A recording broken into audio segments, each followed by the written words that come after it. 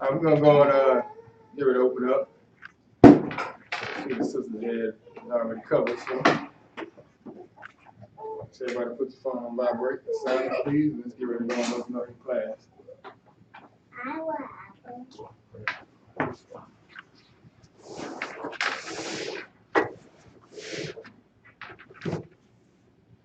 Go ahead. Our Father which art in heaven, Our Father which art in heaven, hallowed be thy name. hallowed be thy name. Thy kingdom come, Thy kingdom come, thy will be done, thy will be done in earth as it is in heaven. as it is in heaven. Give us this day Give us this day our daily bread, our daily bread, and forgive us our debts and forgive us our debts as we forgive our debtors. as we forgive our debtors. And lead us not into temptation, And lead us not into temptation, but deliver us from evil. but deliver us from evil. For thine is the kingdom, For thine is the kingdom, and the power, and the power, and the glory, and the glory, forever. forever. Praise the Lord. Praise the Lord, For he is good, for he is good, and his mercy endureth forever. and his mercy endures forever. Praise the Lord God of Israel. Praise the Lord God of Israel, For he is good, he is good, and his mercy endureth forever. and his mercy endures forever. In Jesus' name we pray. In Jesus' name we pray. The Holy One of Israel, The Holy One of Israel, the King of Kings, the King of Kings, the Lord of Lords, the Lord of Lords, the one true God, the one true God, and there is no other. and there is no other. Amen. Amen. My son, if thou wilt receive my words and hide my commandments with thee, so that thou incline thine ear unto wisdom and apply thine heart to understanding. Yea, if thou criest after knowledge, and lift up thy voice for understanding, if thou seekest her as silver and searchest for her as for hid treasures, then shalt thou understand the fear of the Lord and find the knowledge of God. For the Lord giveth wisdom, out of his mouth cometh knowledge and understanding. He layeth up sound wisdom for the righteous. He is a buckler to them that walk uprightly. He keepeth the paths of judgment and preserveth the way of his saints. Then shalt thou understand righteousness and judgment and equity. Yea, every good path. When wisdom entereth into thine heart, and knowledge is pleasant unto thy soul. I just read to you Proverbs chapter 2, verses 1 through 10. May the Lord add a blessing to the reading, hearing, and doing of his word. In Jesus' name, amen. Amen. All right. I'd like to say peace to you all that's here today. Happy Sabbath. It's definitely good to be back in Jacksonville. And I can see we got some work to do down here. We'll get that all taken care of. But we're going to get into the word, as you can see from the title of the class. It's called Finding Esau. And before we get started, man, everything is okay as far as the sound is concerned with C? Okay, just call them to make sure I'm all right. I'm getting a text or whatever.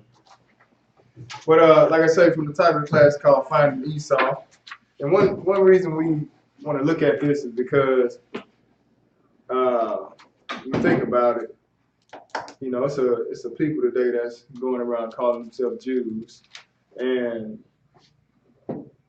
also calling themselves, you know, the children of God, because that's what come with calling yourself a Jew. You recognize as a particular people, not just in the Bible, but throughout the world. People look at you a certain way, and certain things come with that title, being called a Jew or an Israelite.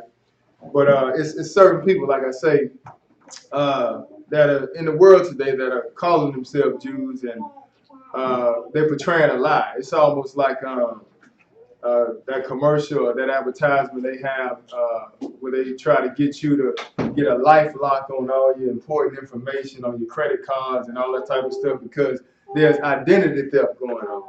Well, in this case right here, we got an identity theft going on with somebody that are calling themselves Jews and are not. And that's what we're going to look at today. That's why I called it Finding Esau, because whether you know it or not, he still exists. Esau is still in the world. And a lot of people just don't know about Esau because he dropped his name and picked up another name. And so because of that, nobody really knows who the people in Israel are today. They have no idea who it is.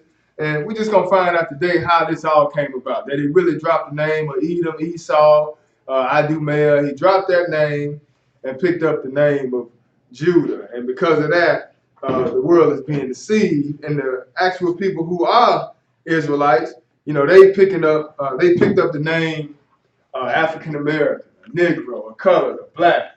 They picked up that name because there's been a conspiracy to do away with the name of Israel.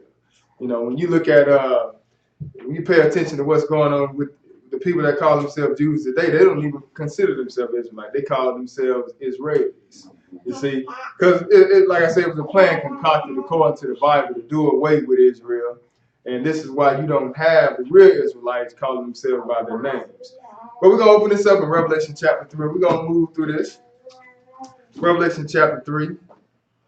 And we're going to pick this up at verse 8. Revelation 3 and verse 8. When you get there, brother, go ahead and read.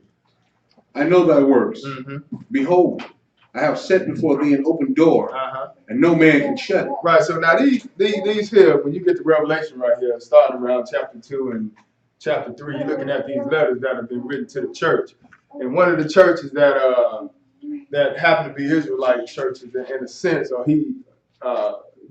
Jesus is addressing Israel in these particular verses. Matter of fact, when we get to the end of the class, we'll see he's going to be addressing Israel. And in Revelation 3 and 8, he's addressing Israel also. So he says, I know your works. Behold, I've set before thee an open door, and no man can shut it. Just talking about with the wisdom of the word that he gave to you. Can't nobody take that from you, sisters and brothers. Keep reading. For thou hast a little strength, and hast kept my word, and hast not denied my name. That's right. Go ahead. Behold, I will make them of the synagogue of Satan. Right. So this how you know, because he's gonna address who the real Israelites are. But he said, behold, I will make them of the synagogue of Satan. What?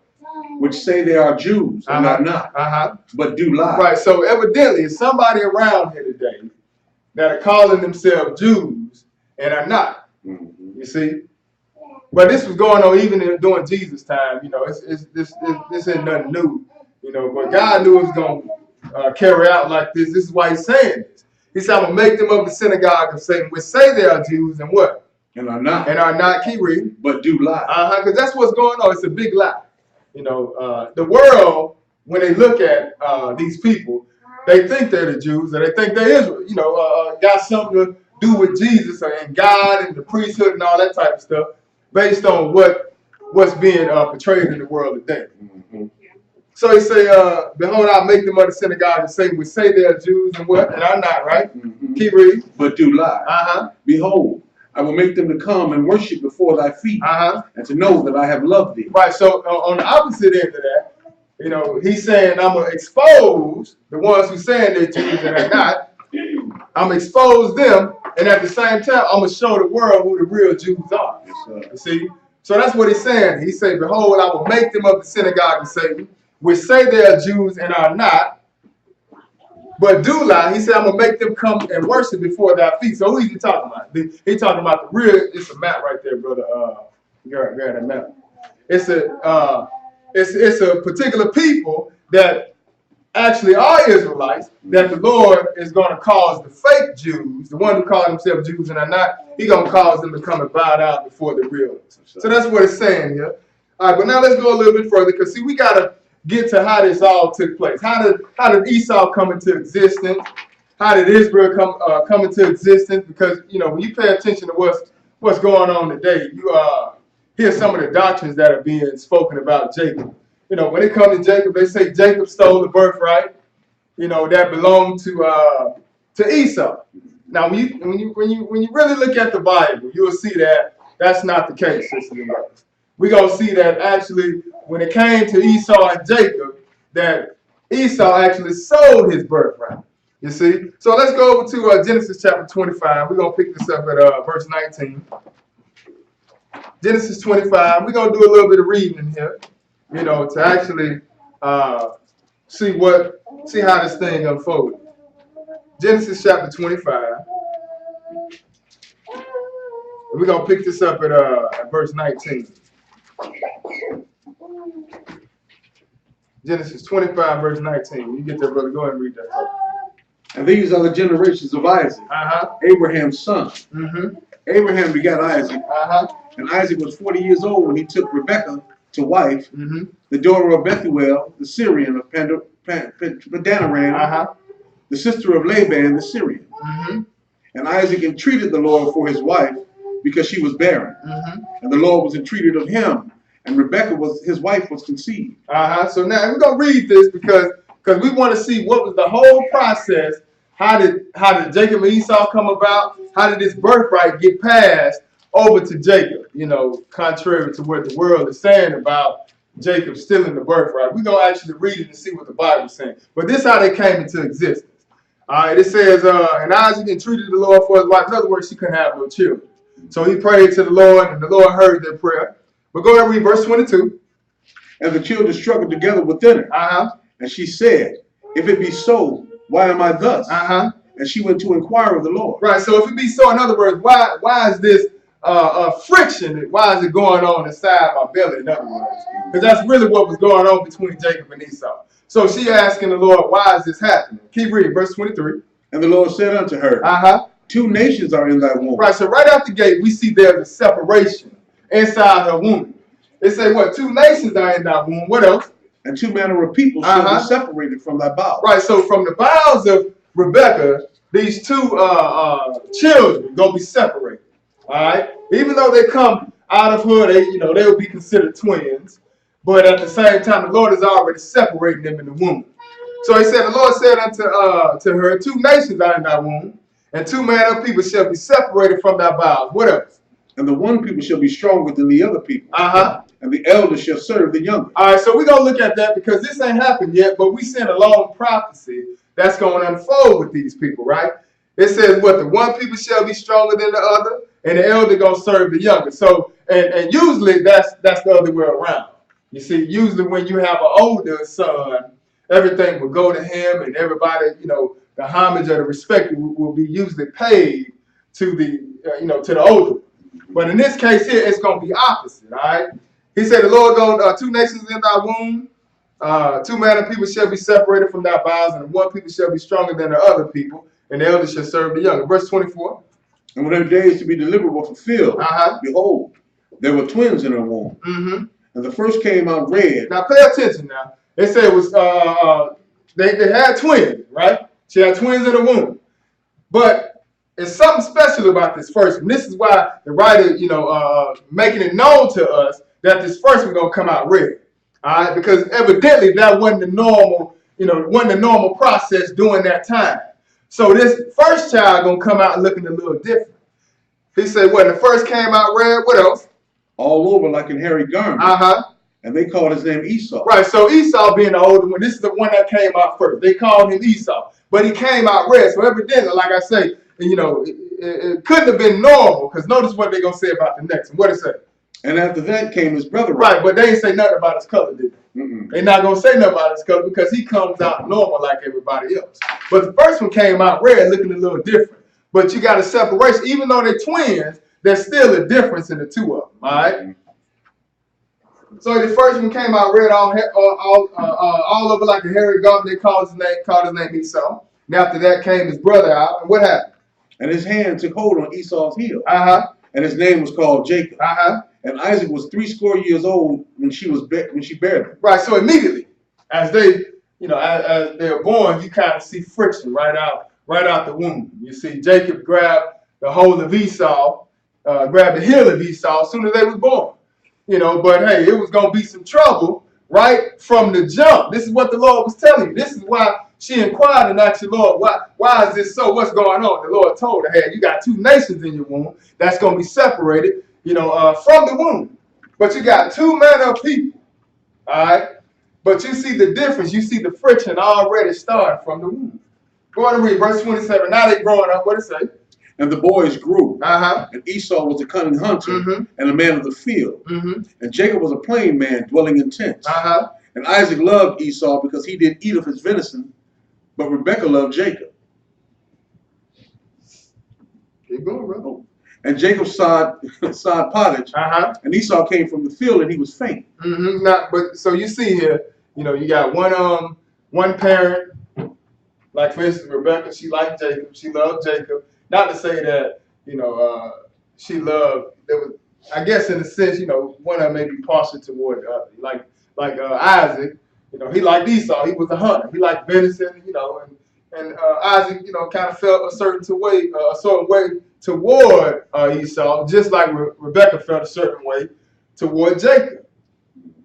It said, and the boys grew, and Esau was a cunning hunter, a man of the field, and Jacob was a plain man dwelling in tents, just kind of like we are today, because Jacob really don't like to work. We'll work if we have to, but I'd rather chill in tents if possible. But go ahead and read verse 28. What did it say, brother? And Isaac loved Esau because he did eat of his venison. But Rebekah loved Jacob. And Jacob sowed pottage, and Esau came from the field, and he was faint. Now this is how this all started, because we have to dispel what's being said about Jacob and Esau. All right? Because people like to say, well, Jacob stole the birthright from Esau. He was supplanting and stuff like that. But when you really see what took place, sisters and brothers, this is not the case. See, nobody really gets off of Esau and how he actually, didn't really pay attention to the birthright, which we're going to see. He said Jacob sowed pottage and Esau came from the field and he was faint. So he was out in the field, when he come back, he tired now. So he feel like, I need something to eat. Go on and read it. And Esau said to Jacob, feed me, I pray thee, with that same red pottage, for I am faint. Therefore was his name called Edom. Right, so he talking to Jacob, asking Jacob to give him something to eat, right? Now let's see how this go down. Because it's just a matter of, Jacob, I ain't going to say running game. He knew Esau had some, and Esau act like it didn't matter to him. So he going to agree to it. Go ahead and read. What it say, bro? And Jacob said, sell me this day thy birthright. Right, so he didn't force him or nothing like that. All he said was, sell me this day your birthright. Now, it was going to happen in the beginning. Remember, the Lord said, what? The elder going to serve the younger. You see what I'm saying? So what we seeing now, we just going to see how this thing going to unfold.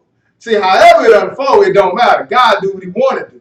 See, God had already called this thing before it even happened, before the children even came. Now we just reading how it's going to take place. So he said, Jacob said, sell me this day thy birthright. What else? And Esau said, behold, I am at the point to die.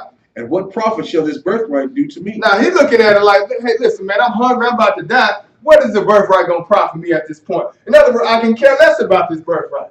Just give me something to eat. But don't be so hungry that you put yourself in a position, that you're going to end up having to pay for later on. And that's exactly what's going on with Esau. He said, I'm at the point to die. It might have been that bad. I don't know. But he gave up his birthright because he wanted something to eat, right? That's what it's going to tell you in verse 33. Go ahead. And Jacob said, swear to me this day. And he swore unto him. And he sold his birthright unto Jacob. Okay, so we saw the process, right? We didn't see Jacob then trick him. Jacob then come up to him and then force him or nothing like that. All Jacob said was what? Sell me your birthright. And Esau was like, Esau said, matter of fact, 33 said, Jacob said, swear to me this day, and he swore unto him, talking about Esau. So Esau, at this point, done put himself in a situation where he done lost his birthright, right? Yes, so this should be the case their whole life, going all the way down to when Isaac is getting ready to pass out the birthright and the blessing. Hey, Esau should have been mentioned this to his father. He should have been said, hey, Dad, I gave it over to Jacob a long time ago. All right, so when it comes time for you to die and to pass out the blessing and the birthright, just keep in mind, it don't belong to me. It belongs to Jacob. He should have been said that, right? But he didn't.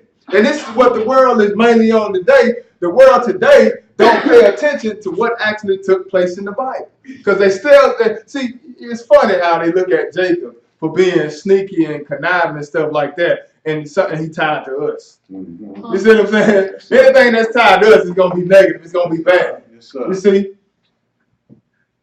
And it's funny how Esau ain't going to be bad because he run everything. He behind the scenes, so he controlled everything how he wanted to be controlled. So it make it seem like Esau was good and he ain't do nothing wrong. But when you read the Bible, you see that's completely contrary to what the world thinks. It said, Jacob said, swear to me this day, and he swore to him, and he sold him his birthright, verse 34. Then Jacob gave Esau bread and pottage of lentils. So he gave him a bowl of beans. He gave him something to eat. Keep reading, brother. And he did eat and drink, and rose up and went his way. Thus Esau despised his birthright. But notice what it says here. It said Esau despised his birthright. Like he didn't want to have nothing to do with it. He didn't like the birthright in the first place. That's why it was so easy for him to give it up. You see? It said Esau despised his birthright. Now let's go over to Genesis chapter 27. Because we saw what took place here, right? That was an even deal, wasn't it? It wasn't no trickery going on, wasn't nobody lying to one another. Jacob came out straight and told him what he wanted, and Esau agreed to it, right? So now we get down to where Isaac is getting ready to die. And let's see how this birthright, these blessings, are getting ready to get passed out. So Genesis chapter 27, we're going to go and pick this up at verse 1. When you get it, go and read, brother. And it came to pass that when Isaac was old and his eyes were dim, so that he could not see, he called Esau his eldest son and said unto him, my son. And he said unto him, behold, here am I. And he said, behold now, I am old, and I know not the day of my death. Now therefore take, I pray thee, thy weapons, thy quiver, and thy bow, and go out into the field and take me some venison, and make me savory meat such as I love, and bring it to me, that I may eat, that my soul may bless thee before I die. Now keep in mind, now Isaac is old now, right? He started losing his sight, because that's what happens when you get old. You start losing your sight and stuff. These are things that start happening to this body before you die. They start corrupting, and this is what's taking place with Isaac here. He getting old, he losing his sight. So, and it's almost like God got it set up in perfect time, and in order for this to be pulled off, it's gonna have to be to a point where Isaac can barely see. He's gonna have to use his senses and his hands now to do some feeling to find out who this son is that's coming before him. So he told him, he said, now therefore take, I pray thee, thy weapons, thy quiver, and thy bow, and go out to the field and take me some venison. Verse 4. And make me savory meat such as I love, and bring it to me that I may eat, that my soul may bless thee before I die. Right, so now this is what Isaac is getting ready to do before he dies. He getting ready to go ahead and bless his son, right? He finna go and give it to Esau. Now, right here, based on what we just saw in 25, right? Esau should have stopped it.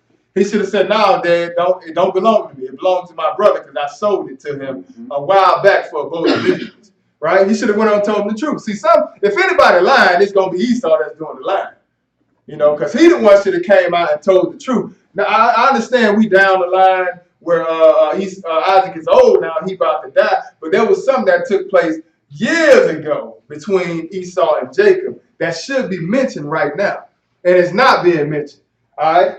So he said, make me savory meat such as I love, and bring it to me that I may eat, and my soul may bless thee before I die. What happened? Verse 5. And Rebekah heard when Isaac spake to Esau his son. And Esau went to the field to hunt for venison and to bring it. And Rebekah spake unto Jacob her son, saying, behold, I heard thy father speak unto Esau thy brother, saying, bring me venison, and make me savory meat that I may eat, and bless thee before the Lord before my death. Now Rebekah heard this, right? Now pay attention to what's going to happen with Rebekah, because remember now, you got to take this all the way back to the conversation that she had with God in the first place. She asked the Lord in the first place, what's up with these nations, this fighting that's going on in my womb? And the Lord told her, right? They're going to be separated from your womb. You got two nations of people, and it's going to be, you're going to have the elder going to serve the younger. So because of that, now this stuff is getting ready to unfold, but Rebekah knew what the Lord told her. Now, however, like I said, however this thing unfolds, God is the one that's going to control it at the beginning, because he the one told you what was going to happen between the two sons. Now we get ready to see how it's going to actually happen. And you're going to see that Jacob, he really a small factor in this as far as making decisions. Rebekah is the one that's behind this because she knew what God told her. All right. So she heard Isaac speak to Esau, told him go get, she heard Isaac tell him to go get some meat and cook it for me, prepared and stuff like that, and I'm going to bless you, right? So she went and told Jacob, hey, you need to go get this and get all this stuff done and bring it in to your dad. All right? Go ahead and read that. Verse 8. Now therefore, my son, obey my voice according to that which I command thee. Now she telling him, and that's mom, she said, go do what I tell you to do. All right? In other words, go and do what I tell you to do, and don't worry about the rest. I got this. Verse 9. Go now to the flock, and fetch me from thence 2 good kids of the goats, and I will make them savory meat for thy father, such as he loveth. And thou shalt bring it to thy father, that he may eat, and that he may bless thee before his death. Now notice what's happening though, right?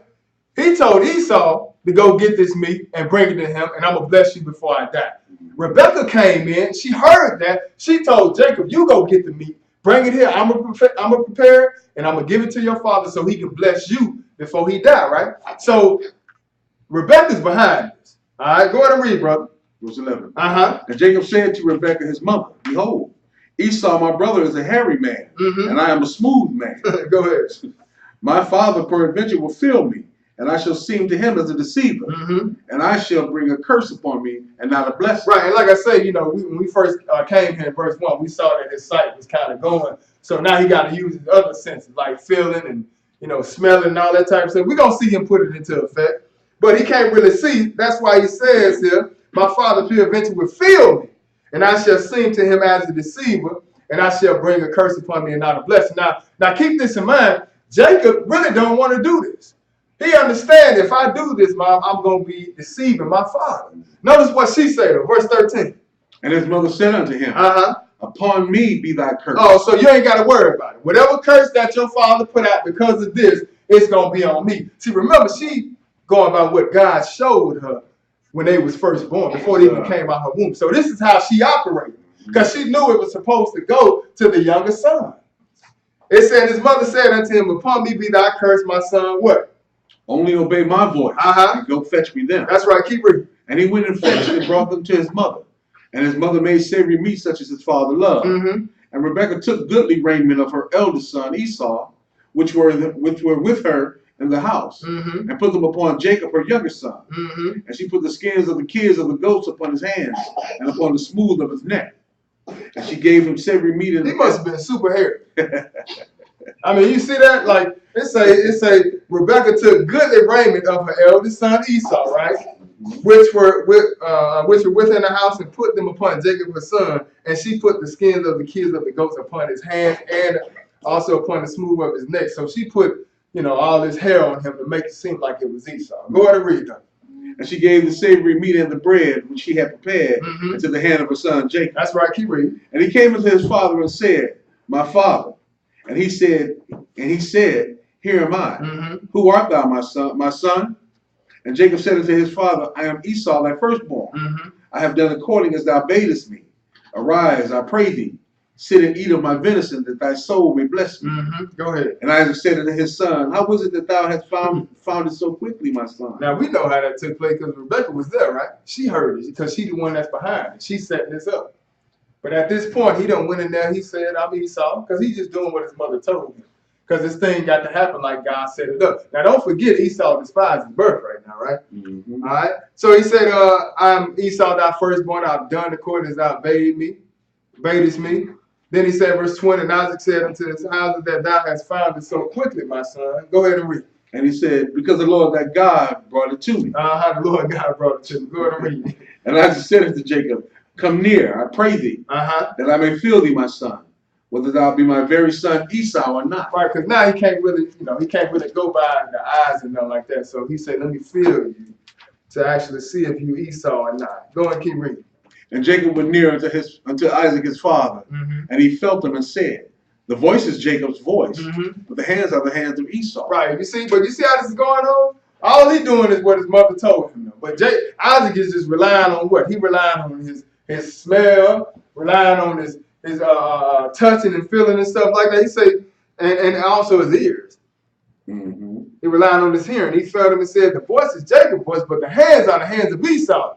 Like, man, boy, I'm about to bless this guy, man, but this something wrong. He gonna try to use all the stops that he can before he bless him. Go ahead and read verse 23. And he discerned him not, because his hands were hairy as his brother Esau's hands. So he blessed him. That's right, keep reading. And he said, Art thou my very son Esau? So he said, let me make sure, man. Are you sure you Esau? You sound like Jacob. You don't sound like Esau. So he gonna do one more thing. Verse 25, go ahead. And he said, Bring it near to me, and I will eat of my son's venison, that my soul may bless thee. And he brought it near to him, and he did eat. And he brought him wine, and he drank. Right, so even now Isaac drank some wine. Go ahead and read. And his father Isaac said unto him, Come near now, right, so kiss me, my son. He done heard his voice. So he sounded like Jake. He felt his hand. Was like, okay, well, maybe you are Esau. Now he finna smell it. He said, come here and let me kiss you. Go ahead and read. And he came near and kissed him. And he smelled the smell of Oh, his so no, raiment. see, because he can't see. So he's using all the different ways to try to find out if this is really Esau. Yes, sir. So he came there and kissed him, and he smelled the smell of his raiment, and what? And blessed him, and said, see, the smell of my son is the smell of a field which the Lord hath blessed. So Rebecca hooked this thing up, didn't she? Yes, she did. See, that's what happened. Rebecca hooked it up. She knew exactly what Isaac liked, and she put it all together because she knew that Jacob is the one that was supposed to receive this blessing. Verse 28. Therefore God give thee of the dew of heaven, and the fatness of the earth, and plenty of corn and wine. See, this blessing is not going out to Jacob. He said, God gonna give you the dew of heaven and the fatness of the earth and plenty of corn and wine. What else? Let people serve thee, and nations bow down to thee. Be Lord over thy brethren, and let thy mother's son bow down to thee. Cursed be every one that has cursed thee, and blessed be he that blessed thee. Right, so this is everything that he's now putting on Jacob. You see, because this is how the Lord set this thing up. And I understand, don't get me wrong, hey, we may wonder why the God used trickery, you know what I'm saying? But you got to realize who we dealing with. That's God. He do what he wanted to do. Yes, sir. You understand what I'm saying? That's just like with Pharaoh. You know, when Pharaoh, when the Lord told Pharaoh to let his people go, he wouldn't let them go, right? But why he ain't let them go? Because the Lord turned his mind. Yes, sir. You see what I'm saying? See, any normal man, if your firstborn get killed, you more likely you're going to throw your hands up like, nah, I can't do this, man. Y'all can have whatever you want. Just get on out of here, man, because y'all caused enough damage. Well, the Lord wouldn't allow that to happen. Just like today, when the Lord get ready to return, hey, the same thing going to happen. But the Lord going to turn the mind of men to make them think that they can actually fight him, because they're not going to get away with the oppression that they've been doing to Israel. Just like they ain't going to get like they didn't get away with it during the time of Egypt. You know, you done had these people serve you for 400 years, and you done put them in hard bondage. You think the Lord going to allow you just to let them go like that? Nah. And we're going to see that. The Lord wouldn't allow them to get away with it, but that's God. He do what he wanted to. You see, he had already called from the beginning, before Jacob and Esau were even born. He had already said that the blessing was going to go to Jacob. Now, hey, down the line, we just seeing how it's playing out. Regardless, he could have played out another way. He could have just gave it to Jacob if he wanted to, but he do what he wanted to. But he does everything for a reason on top of that. We'll see that. But go ahead and keep reading. Where you at? Verse 31? Verse 30. All right, go ahead. And it came to pass, as soon as Isaac had made an end of blessing Jacob, and Jacob was yet scarce gone out from the presence of Isaac his father, that Esau his brother came in from his hunting. And he also had made savory meat, and brought it unto his father, and said unto his father, let my father arise and eat of his son's venison, that thy soul may bless me. So see Esau coming in now. Yeah, he came in just in time when you think about it. His mama, she was just a little bit quicker. So he said he made him savory meat and brought it to his father, and said unto his father, let my father rise and eat of my son's venison, that my soul may bless thee. Keep reading. And Isaac his father said unto him, who art thou? And he said, I am thy son, thy firstborn Esau. And Isaac trembled very exceedingly, and said, Ooh, where is he that hath taken venison and brought it to me? Right. And I have eaten it of all before thou camest, and have blessed him. Yeah, and he shall be blessed. Yeah. And so no matter what, it's too late now. We can't change it. We're not gonna switch it out. You know, it's already done. Like he said, he shall be blessed. Go ahead and read. And when Esau heard the words of his father, he cried with a great and exceeding bitter cry, and said unto his father, bless me, even me also, O my father. And he said, thy brother came with subtlety, and hath taken away thy blessing. And he said, is not he rightly named Jacob? For he has supplanted me these two times. Right, now, go ahead, finish that. He took away my birthright, and behold, now he hath taken away my blessing. And he said, hast thou not reserved a blessing for me? Okay, so now before we move further, let's just pay attention to what's going on here. They say when Esau heard in 34 the words of his father, he cried with a great and exceeding bitter cry. Now, the only reason he cried, it ain't like he really upset or sorrowful about him selling his birthright. You know what I'm saying? In other words, you done set up here, you done gave away something that you should have had. So now he's upset about that. But he's not upset or in a sense of repentance as far as him telling the truth. He didn't come out and tell his father, well, I shouldn't have did that. I'm sorry for that. I gave it over to Jacob. He ain't doing that. No, he's just upset because the blessing ain't going to go to him. All right, that's the first thing. And the next thing is, it says, he said, thy brother came with subtlety and have taken away thy blessing, right? Now, this is what Isaac's saying because he thought that's, he thinking this how this went down, which is how it did go down, but his mother was behind it. So he said in verse 36, is not he rightly named Jacob? For he have supplanted me these 2 times, right? The first one he said, he took away my birthright. Now, based on what we read in Genesis 25, how was the birthright passed along? There was an agreement made, right? Jacob said, Esau came back from the field and said he was hungry. He said, I'm about to die, man. I need something to eat, right? Jacob said, what? Sell me your birthright. And they both agreed. All right. So that's the first lie, because all Esau had to sit up here and say was, hey, I sold it to him a long time ago. You see? Then he says, well, he has supplanted me these 2 times, took away my birthright, and behold, now you take away my blessing. But that automatically came with the birthright. Once you sold that birthright, then your blessing is gone, man. Yes, sir. You see what I'm saying? But this is where the world stops at and said, well, Jacob actually stole the birthright from Esau, not based on what we read. You understand? There was an agreement that took place, and it was rightfully given over to Jacob. And even on top of that, Jacob means, that's why it says in right after in the middle of 36, he said, for he have supplanted me. No, he said, is he not rightly named Jacob? Because Jacob means a supplanter, right? Mm-hmm. But guess what, though? God changed his name to what? To Israel. So we ain't got to worry about that title anymore. You see what I'm saying? God knew what he was doing. He went on to change his name. You see? And gave him a better name, actually. So he said, he hath supplanted me these 2 times. He took away my birthright, and behold, now he hath taken away my blessing. And he said, has I not reserved a blessing for me? Verse 37. And Isaac answered and said unto Esau, behold, I have made him thy Lord, and all his brethren have I given to him for servants. So everybody going to serve Jacob. Keep reading. And with corn and wine have I sustained him. And what shall I do now unto thee, my son? And Esau said unto his father, hast thou but one blessing, my father? Bless me, even me also, O my father. And Esau lifted up his voice and wept. And Isaac his father answered and said unto him, behold, thy dwelling shall be the fatness of the earth and of the dew of the heaven from above. Right, but like I said, he crying and stuff like that. He upset, but he's not upset because because he sat up there and lied. He upset because he didn't get the blessing. You see, he should have came out and told the truth, which he didn't. But his father, he said, thy dwelling shall be the fatness of the earth and the dew of the heaven from above. You know, you kind of see behind the scenes of what we call the music industry, TV and all that type of stuff. They running all that. They got the banks and all that type of stuff because that's a blessing that was given to him. But at some point, he still got to come down.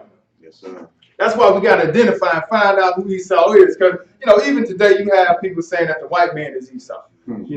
Got people putting the Gentiles and Esau all in one bunch. And that's not the case. That's just like Africans and Negroes. We got the same skin color, but we're not the same people. Yes, just like with Gentiles and Esau. They got the same skin color, but they're not the same people. See, the Edomites going to look more like the Israelites. They're going to have the noses and the lips and stuff like that. They just going to have a white skin. You understand? So you got 2 separate people. And that's what the Lord showed us in Genesis 25. You had one that came out red, but they still were twins. You see, you look at the makeup of us, we known for what? The big lips and the big noses. Just like even some Africans have that. That's why when you look at the artifacts and all the different things they have over in Egypt, how they would take the hammers and stuff and knock the noses off and the lips off. So you wouldn't find out and realize that these were actually black people over there. Yes, sir. You see? But just like with Israel and Edom and stuff like that, they're going to have the same features as one another, but you're going to have a totally different color. That's like I took a picture with Arthur Blank, the one that owned the Atlanta Falcons. I took a picture with him. We was at the doctor's office, and I said, come here, man. I said, I called him by his first name. I said, Arthur. I said, come here, man. He came over. We took a selfie. I called him a 12 with two. I took a selfie with him. And everybody else would probably be scared to do that, but I knew who he was. You Esau, man. You my brother. You pushing Michael Vick around in the wheelchair some years ago because he running this ball for you because you owned all these stadiums and stuff like that. Esau running all this stuff. But that's what his father blessed him with. He said, Esau said unto his father, hast thou but one blessing, my father? Then in verse 39, he say, behold, thy dwelling shall be the fatness of the earth and of the dew of the heaven from above. Verse 40. And by thy sword shalt thou live, and shalt serve thy brother. That's right, keep reading. And it shall come to pass when thou shalt have the dominion, that thou shalt break his yoke from off thy neck. That's right, and that essentially points to, after during the time of Solomon, when they ruled the world at a time. You see, and then once we went down, and that's when Edom came up. You see, but even though Edom is up right now, they still going back down. The Lord gonna deal with them when they get back. Yes, sir. But he said, by thy sword shalt thou live, and that's how they live over there in the land today. See, people like to say those are Ashkenazi Jews over there, Sephardic Jews and stuff like that. Listen, when the Lord get back, he gonna take down Idumea. But Idumea, which we're gonna see today, is another name for Edom. Guess where they have to be? They gotta be in Israel.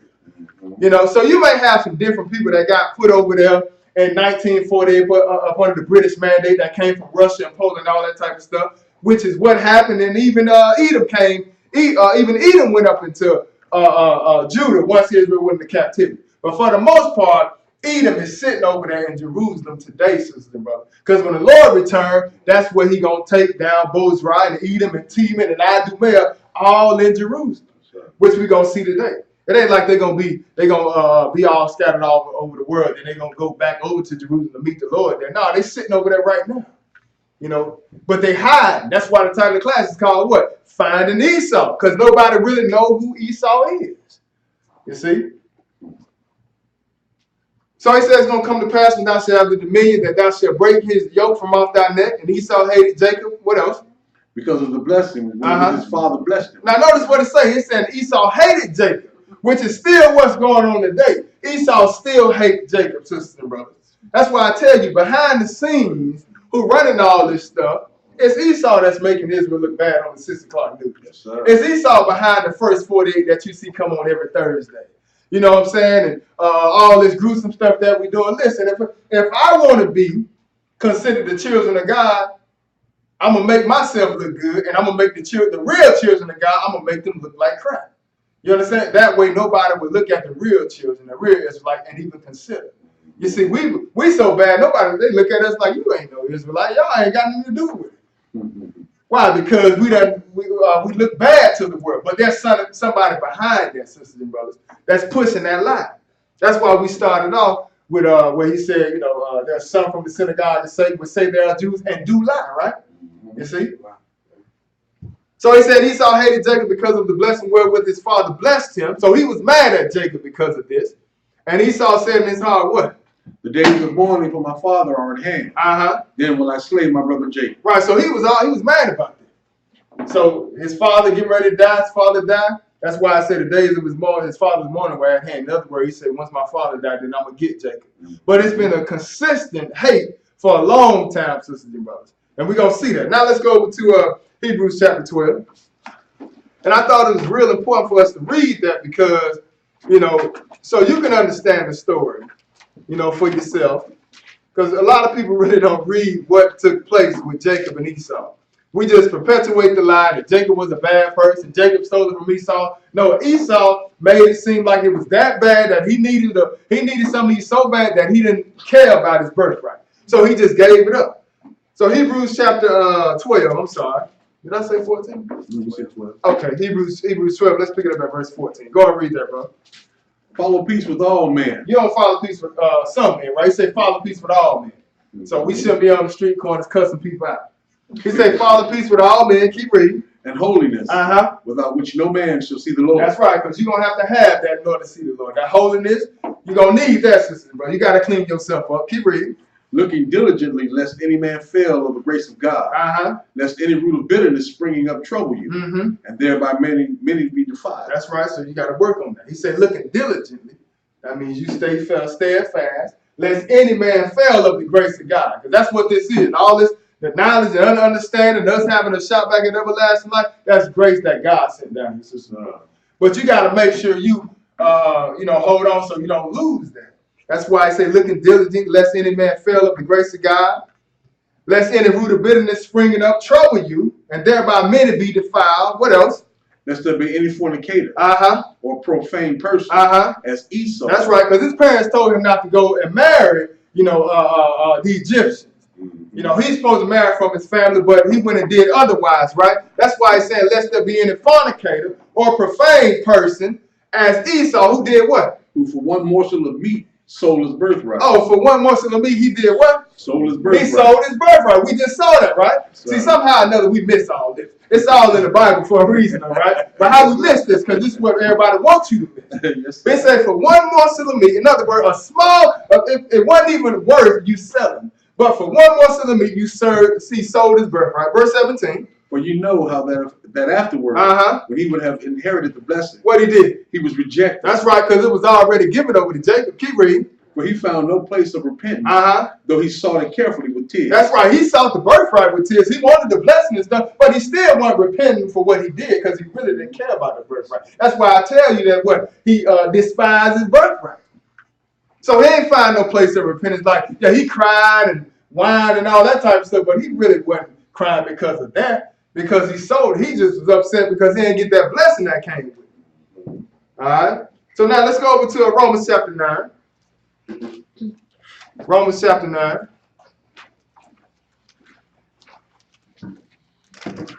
Romans 9, we're going to pick this up at verse 6. Romans 9 and verse 6.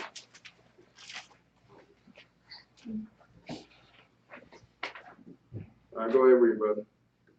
Not as though the word of God had taken none effect.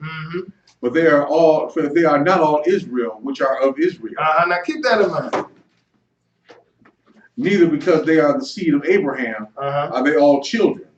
Right. So this when Paul started off in Romans chapter 9, talking about who are Israelites who pertain to the adoption, the covenant, the law, the services of God, and stuff like that. But verse 6, what we're looking at, he said, not as though the word of God taken none effect, but they are not all Israel, which are of Israel or from Israel. Like for instance, you know, you might have like for instance, the Israelites happen to be a black people, right, scattered to captivity. But on top of that, that's just like when Jesus came. Hey, he was dealing with the Pharisees and Sadducees, right? They were Israelites, but what he told them? When they came messing with him, trying to catch Jesus up, Jesus told them, you are your father the devil. If you were Abraham's seed, you would love me. You wouldn't be treating me like this if you were Abraham's seed. So he told them, he said, you are of your father the devil. You see what I'm saying? Even though they were actually out of Abraham, just like right here, hey, we all, you know, the African American or the Negroes scattered into captivity, yeah, they come out of Israel, but it takes a little more than that. You're going to have to also spiritually convert. Yes, so just because you physical is, that don't mean nothing at the end of the day. That's why I say, for they are not all Israel, which are of Israel. What else? Verse 7. Neither, because they are the seed of Abraham, are they all children. That's right, because Ishmael came out of Abraham also, didn't he? You see? He said, neither because they are the seed of Abraham are they all children, but what? But in Isaac shall thy seed be called. Because the Lord had made the promise to Sarah and Abraham, not Hagar and Ishmael. I mean, not Hagar and Abraham, which is how they begot Ishmael. Go ahead and read. That is, they which are the children of the flesh, these are not the children of God. That's right, because and that's what he's saying here. Because you're gonna have to listen. In order for you to take on this, becoming a child of God, you're gonna have to do the same thing as Abraham did and believe and stuff like that. It's gonna take you all the way back to faith, sisters and brothers. All right, faith in what the Lord said. Just like Abraham had some faith, you know, having a child with his wife at 100 years old, and she being 9. But that was some faith there, and that's why he's bringing this up. He said, that is they which are the children of the flesh. These are not the children of God, but the children of the promise are counted for the seed. Because it wasn't given to Ishmael. All right? That's why in Genesis, I believe, 24, when Abraham was getting ready to kill Isaac, the Lord told him, you know, the Lord provided a ram in the bush. And then once he provided that ram, the angel, you know, stopped him and said, hey, now I know that you won't withhold thine only son. Because Isaac was the son of the covenant. But it's not that he didn't have another son. He had, I think it's Genesis 24, something like that. But he had another son, a son that was born before Isaac. His name was Ishmael. But the Lord said, now I know that you won't withhold your only son from me, when he was getting ready to kill Isaac. But why he called him his only son? Because that's who the promise was. That's how the promise came out of Abraham and Sarah, not Abraham and Hagar. Okay. Go ahead and read verse 9. Well, this is the word of promise. Mm-hmm. At this time will I come, and Sarah shall have a son. Mm-hmm. And not only this, but when Rebekah also had conceived by one, even by our father Isaac. Keep reading. For the children being not yet born, neither having done any good or evil, that the purpose of God according to the election might stand. Mm-hmm. Not of works, but of him that called. Now pay attention here. It said, because it goes from Sarah, right? We talk about Sarah and how her and Abraham and how the promise, was given to them, right? With regarding them having a son. Then it take you right over to Rebekah, right? It said, and not only this, but when Rebekah also had conceived by one, even by our father Isaac, right? Then it says in parentheses, in other words, he's going to break it down and give you a little more in-depth detail regarding what took place during Rebekah and them time. He said, for the children being not yet born, neither having done any good or evil, because they was inside the womb, right? They was babies. They ain't know no better. God had already set this thing up. He said, neither having done any good or evil, that the purpose of God, according to election, might stand, not of works, but of him that called. Because God had already set this thing up. Regardless of how we read it unfolded and stuff like that, the Lord is the one that put this thing into effect. Go on and keep reading, brother. It was said unto her, the elder shall serve the younger. And we saw that, right? Yes, sir. That's why Rebekah moved like she moved. Because the Lord told her that the elder gonna serve the younger. So when it came time to pass his birthright out, she already knew how this thing, she already knew who it belonged to. You just saw the spirit of God on her and she started making things, she started telling him to do this and do that. Why? Because the Lord had already showed this to her. Mm-hmm. It said, well, it was said unto her, the elder shall serve the younger. What else? As it is written, Jacob have I loved, but Esau have I hated. That's right, keep reading. What shall we say then? Mm-hmm. Well, that's it on that. Mm-hmm. He said, as it is written, Jacob have I loved, but Esau have I hated. So why did God hate Esau? Mm-hmm. Because he despised his birthright. That's why the Lord hated him. See, he was already in his mind from the jump, he ain't like his birthright, period. That's why it was so easy for him to give it up. All right, but now let's go over to Genesis chapter 31. Genesis chapter 31. Because now what we're going to do is, see, we're trying to find Esau. So we're going to find these different names and the dwelling location for where Esau is. Turn that up there up to 73 now. I think it's on 72. It's kind of cool. Let's turn it up to 73. So we're going to find these different names for Esau.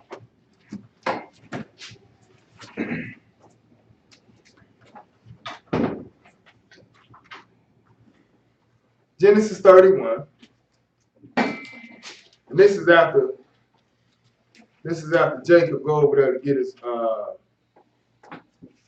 go down to, he had to hide from Esau right after his father died. He had to go hide, so Rebekah sent him to Laban, his brother, and he went over there and got him a wife. That's when he got with Rebekah. I mean, not Rebekah. He got with Leah. He wanted to get Rachel, but her father hooked it up and tricked Jacob, and he said, well, you can't have, it's a custom in our house that you got to take the older before you take the younger. So he ended up getting Leah. They had some children. He also worked for Rachel, which is the one he loved. He ended up having her too. So now he got some kids and he get ready to leave Laban's house, but he got to pass by to get, he needed to get a certain way, go a certain direction, which is where his brother Esau is located. And hopefully he's going to find some mercy. But let's look at it. Genesis 31. We're going to pick this up at verse 17. Because we're going to look at these names of Esau. Different names that he got. Genesis 31, verse 17. Go and read it. Then Jacob rose up and set his sons and his wives upon camels. Mm-hmm. And he carried away all his cattle and all his goods which he had gotten, the cattle of his getting which he had gotten in Padanaram, mm-hmm. for to go off to Isaac his father in the land of Canaan. Right, so he getting ready to go back to Isaac his father in the land of Canaan. What else? And Laban went to shear his sheep, and Rachel had stolen the images that were her father's. Mm-hmm. Well, that's it on that. Mm-hmm. But notice what it says: carried away all his cattle and all his goods which he had gotten, the cattle of his getting which he had gotten in Padanaram, for to go to Isaac his father in the land of Canaan. Right. Mm-hmm. So he's trying to go back to toward Israel. Right. So let's pay attention to the route he got to take. Let's go to Genesis chapter 32. Genesis chapter 32. We're going to pick this up at verse 1. Because remember now, Esau mad at his brother. He said he hated him. And Jacob ran. I mean, come on, he got the birthright, man. He got the birthright, and because of him, this is why we gonna be straight as a nation of people. Because of what our forefather done a long time ago. That was just a smart move. You see what I'm saying? He dwelled in the house. He might dwell in the house and don't do no work, but he wasn't stupid though. He was smart. He just knew how to be smooth about it. Hey, you go out there and do all that work. When it's all said and done, I'm getting that birthright though. But he ended up getting it, But Esau mad at him about it. So now, after he leave and Laban get ready to go to his father's house in Canaan, he gonna send out some messages. Hopefully his brother ain't still upset about the situation. All right, because remember now Esau wanted to kill him. He hated his brother. All right, so 32 and verse 1, read that. And Jacob went on his way, and the angels of God met him. And when Jacob saw them, he said, "This is God's host." And he called the name of that place Mahanaim. And Jacob sent messengers before him to Esau, his brother, unto the land of Seir, the country of Edom. Okay, so now just put that down on your paper, right? Because this is another name for Esau. All right, and it's gonna come into effect later on down the line, right? So another name we got is Mount Seir, right? Okay, right here it says Jacob sent messengers before him to Esau, his brother, unto the land of Esau, the country of what? Edom. Edom, right? All right, so that's where you get Edomites from. So go ahead, make sure you note those, because all those going to come into effect at the end of class, or throughout the class. All right, now going to Deuteronomy chapter 2. And this is after Moses get ready to go into the land where he ain't going in, but, the children are getting ready to go into the promised land. He going to give them a rundown of what took place after they came out of Egypt. After they came out of Egypt and what direction they took, but he also going to give you another name for Edom. All right. So Deuteronomy chapter 2. Well, not necessarily another name. He going to give you a description of what was given out, like what was given to Mount Edom, and as far as his part of the land, where it's located and stuff like that. So Deuteronomy chapter 2, and pick it up at verse 1. Because even when they came out of Egypt, the Lord told them, don't go a certain direction, or you can go this direction, but don't mingle with Esau. Don't try to get anything from them, right? Just like I gave them a land, you guys also have a land, so leave them alone. So Deuteronomy chapter 2, going to pick this up at verse 1. Read that for me, please. Then we turned and took our journey into the wilderness by the way of the Red Sea. Now this is after coming out of Egypt. So he tell them what happened. He said, we turned and took our journey into the wilderness by the way of the Red Sea. Keep reading. As the Lord spake unto me, and we compassed Mount Seir many days. Okay, so they went around Mount Seir, but that's Edom, right? Okay, they went around Mount Seir many days. What else? And the Lord spake unto me, saying, Ye have compassed this mountain long enough.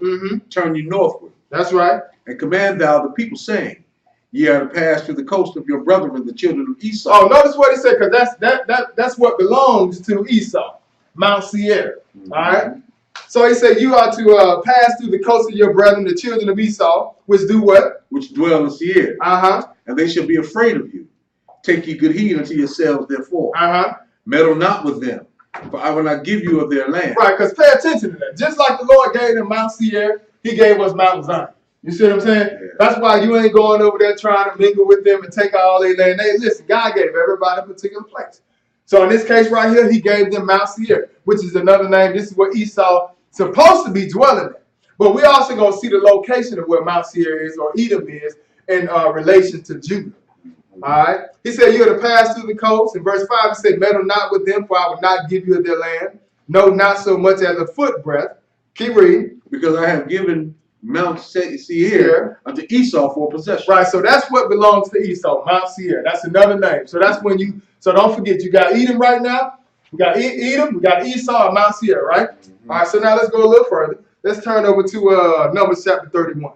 Because we're going to see Esau's close proximity to Judah. See how close Esau and Mount Seir is located to Judah. And the reason why this is important, because as we get further into the class, we're going to see how Judah, which is a part of the 12 tribes, all of Jacob's sons they got a land that belonged to them in Israel. Mm-hmm. Like for instance, Judah. Let's see here. Let me see here. St. Augustine. That's a city, right? That's further south. So it's called Saint. It's named after somebody, right? Well, this is how it was with the Lord the 12 tribes of Israel. So Judah is one of the tribes, and that's the landmass that God gave him. It was named after Judah. So now we're gonna look at how close Mount Seir is to Judah. And the reason why we're doing that because when Judah goes into captivity, it's gonna be real simple for Edom to just walk right up into the land of Judah and take whatever belonged to Israel. All right.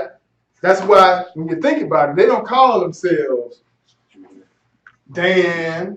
They don't call themselves Levi. They don't call themselves Naphtali. They don't call themselves none of those, right? All they do is call themselves Judah. Why? Because they went right up into the land of Judah and dropped the name of Esau and picked up Judah. That's why they call themselves Jews. But the Lord warned you about it. See, it's all a lie. All right, so Numbers chapter 34. Numbers 34. We're going to pick this up at verse 1. Numbers 34 and 1. Go ahead and read that, brother.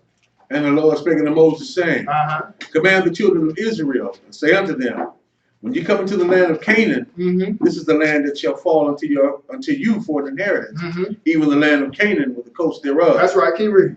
Then your south quarter shall be from the wilderness of Zin, along by the coast of Edom. Oh, wait a minute. Notice what he say now, right? He said your south quarter, talking about your southern quarter of the 12 tribes. You're gonna have a southern part, and that southern part is gonna be right by what? The coast of Edom. Right? Go ahead and read. And your south border should be the outmost coast of the Salt Sea eastward. What is on verse 26? Read 26 for me. Let me see what that is. I have that on here. 26 says. Well, I don't know what that's there. Yeah, that ain't. I'll probably figure it out later. I don't know why it's on there. Might be chapter 26. Go back and see. No, that's good. I'm just trying to see why I put that on there. South quarter. Let me see here.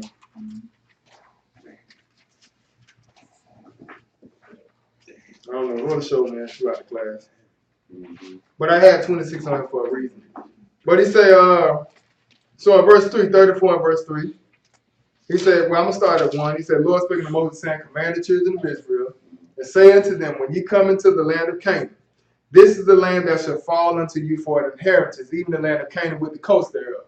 All right, so we're talking about what's going to belong to the children of Israel, right? Yes, sir. So you look on the map, it may not be this one, because it don't have all the tribes separated, but when you look at Israel or Canaan, you're going to see that, all the different tribes had a land except for Levi, right? The last one that's going to be in the south, that will be Judah. And Judah is going to be right on the coast of Edom, okay? That's what it's saying here in verse 3. Then your south quarter shall be from the wilderness of Zin along by the coast of Edom. And your south border shall be the outmost coast of the Salt Sea eastward, all right? So now let's go over to Joshua chapter 15. Joshua chapter 15.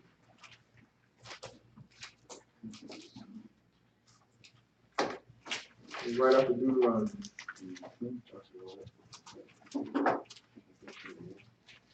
Joshua chapter 15, it's one verse. All right, go ahead and read that for me, brother. This then was the lot of the tribe of the children of Judah by their families. Even to the border of Edom in the wilderness of Zin, southward was the uttermost part of the south coast. Okay, so now it gets a little more in depth. Like first we saw in Numbers 34 how it said, for Israel, let them know what their landmass gonna be, where it's gonna be at, and it's gonna be by the coast of Edom, right? But now it's actually telling you who it is gonna be by the coast of Edom. He said this then was a lot of the tribe of the children of Judah, right? By their families, even to the border of Edom. So what tribe was located by Edom? Judah was, right? Because if you look at your map, right, you're gonna see Edom in yellow. You see Edom, right? Yeah. Y'all see Edom on there? All right, right above Edom, what do you see? Judah. You see Judah, right? All right, so now when the captivity takes place, or when the exile, Israel going to captivity, all Edom got to do is walk up into Judah. You understand what I'm saying? And that's what happened. All they did was just walked on up into Judah, you know what I'm saying, when Israel went into captivity. That's what took place. That's why they picked up the name Judah. Not any other name, sister. They didn't, like I said, they didn't pick up Issachar. They didn't pick up Simeon. They didn't pick up Levi. They didn't pick up Dan, Naphtali. None of those other names. They picked up Judah and dropped Esau. So because of that, the world doesn't know who Esau is because they done dropped their name. But you can find them. But matter of fact, if you really want to find Edom, man, they got some books out here that cost hundreds of dollars that talk about Edom. You know, the best thing for you to do is get into the Bible and see where the Lord gave you the different locations and where they'll be at. And for the most part, we know Edom's still going to be in Jerusalem because when God get back, he got to sacrifice in Bozrah. But matter of fact, Bozrah is another name for Edom. You see? But he going to give you the location of where they're still sitting at. They're going to be in Jerusalem. But this is the reason why they didn't pick up no other name. They just dropped Edom and picked up Judah. All right? And then eventually, you know how we nickname everything. You know, they done turned Judah into Judah. You know, but you look at Paul. Paul was, you know, you had these southern tribes, Benjamin and Levi, for the most part. Sometimes, you know, for the most part, it really was Benjamin and Judah that was rolling together for, you know, for a good amount of time. Levi happened to be there too at some time because when Jesus came, the priest was in the land. But, you know, when these tribes separated, when Jerusalem separated, when the northern part of the tribe separated and the southern part separated, they called the northern tribes Jerusalem. When in the southern part, they called the Jews. That's why Paul, being a Benjamite, I think he takes Romans chapter 11 that he's from the seed of Abraham, from the tribe of Benjamin. Because he asked him, have they cast away the Jews? You know, he was letting them know, no, Lord, they cast away the Jews. For I'm also a Jew, in other words, but he's from the tribe of Benjamin. You see? So how can he be a Jew being from the tribe of Benjamin? What it was is that they had just went on and lumped everybody up into that same name. Benjamin, Levi, and Judah, they just went and called all of them Jews. You see? And then when the Lord came, what? He told the disciples, when they go preach, he said, what? Don't go into the way of the Gentiles. He said, go to where? To the lost sheep of the house of Israel. Because you had the other 10 tribes or 9 tribes that had already been scattered among the Syrians. All right. So now let's look a little further. We see, though, before we move, that Judah is the one that moved right above, or had a lot right above, or their border was right above Edom. Okay. So now let's turn over to Luke chapter 21. Luke chapter 21.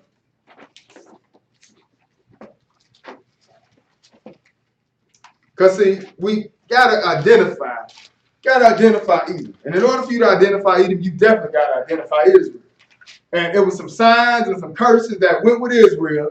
And in order for you to say you this people, then these signs need to fit you. These curses need to be on you if you call yourself an Israelite. And we're going to see that none of these fit the person that call themselves Jews.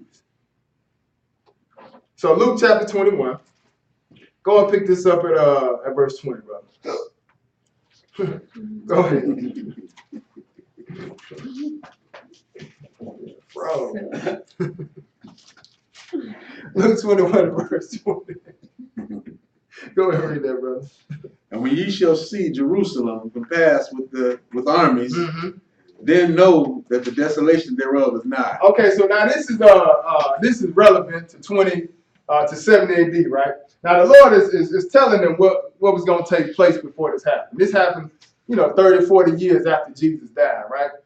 But they come to him, the beginning of Luke chapter 21, you see they come to God asking him, when shall these things be? What shall be the sign of your coming and the end of the world? And the reason why he's responding to them, because they came to him, wanting to show God the temple, the rebuilding of the temple and the vessels and stuff like that, rebuilding the Solomon's temple.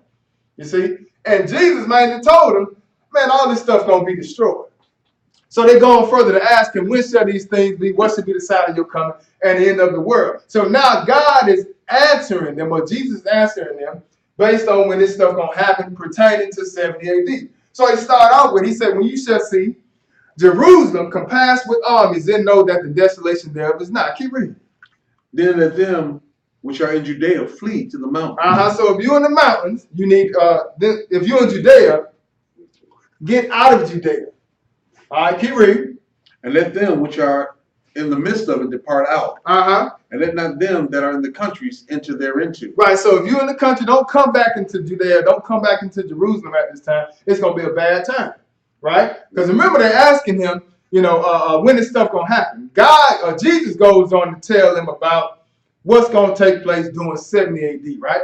So he's telling them, listen, if you're in the city, get out. If you're in the mountains, stay up there. Don't come down into the city, all right? When you see these armies compass, go and get out of there. For what? Verse 22. For these be the days of vengeance, that all things which are written may be fulfilled. That's right. We're going to look at this. We're going to look at what he's talking about. You gave that to okay? Okay. All right. So these be the days that these be the days of vengeance that all things which are written may be fulfilled. But we got to figure out what things were written that has to be fulfilled. We'll look at that in Deuteronomy. Verse 23. But woe unto them that are with child, and to them that give suck in those days. For there should be great distress in the land, and wrath upon those people. And they shall fall by the edge of the sword, and shall be led away captive into all nations. And Jerusalem shall be trodden down to the Gentiles, until the time of the Gentiles be fulfilled. Okay, now pay attention. Notice what's going to happen here, right? First thing he says is going to be days of vengeance that all things which are written may be fulfilled. When he say which are written, talking about some things that have already been wrote down somewhere before. When we look at written, we talking about some, in this case right here, Jesus, then when they came, they didn't have the New Testament. So when he say which the things that are written may be fulfilled, he's talking about the stuff in the Old Testament. Yes, sir. So there's a particular place in the Old Testament that's going to warn you about the seeds that's going to happen, which we're going to look at. All right, but he said now all this stuff is getting ready to start happening. All the stuff that was written is going to be fulfilled now, right? Yes, then he said, woe unto them that are with child and to them that get suck in those days, for it's going to be great distress in the land and wrath upon his people. It's going to be a bad time when you see this happen, all right? So you need to get away, flee. Then he says, pertaining to Israel, what's going to happen? He said they're going to fall by the edge of the sword and shall be led away captive into all nations. So you got Jesus talking about slavery, sisters and brothers. sir.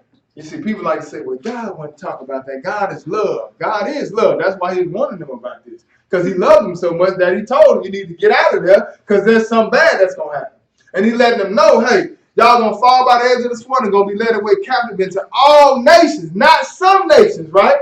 Not you going back into Jerusalem. He said you're going to be led away captive into all nations, but he even give you a time frame. This time frame is what? He said they're going to be led away captive into all nations, that Jerusalem shall be trodden down of the Gentiles, of the Europeans, which who run the world right now. He said they're going to be in captivity until the time of the Gentiles is over with. That's how long Israel is going to be a slave. That's just like during Egypt. You go to Genesis chapter 15, Israel went into captivity. The Lord told Abraham that you'll know for sure that your seed going to be in other words, they're going to be a slave for 400 years, right?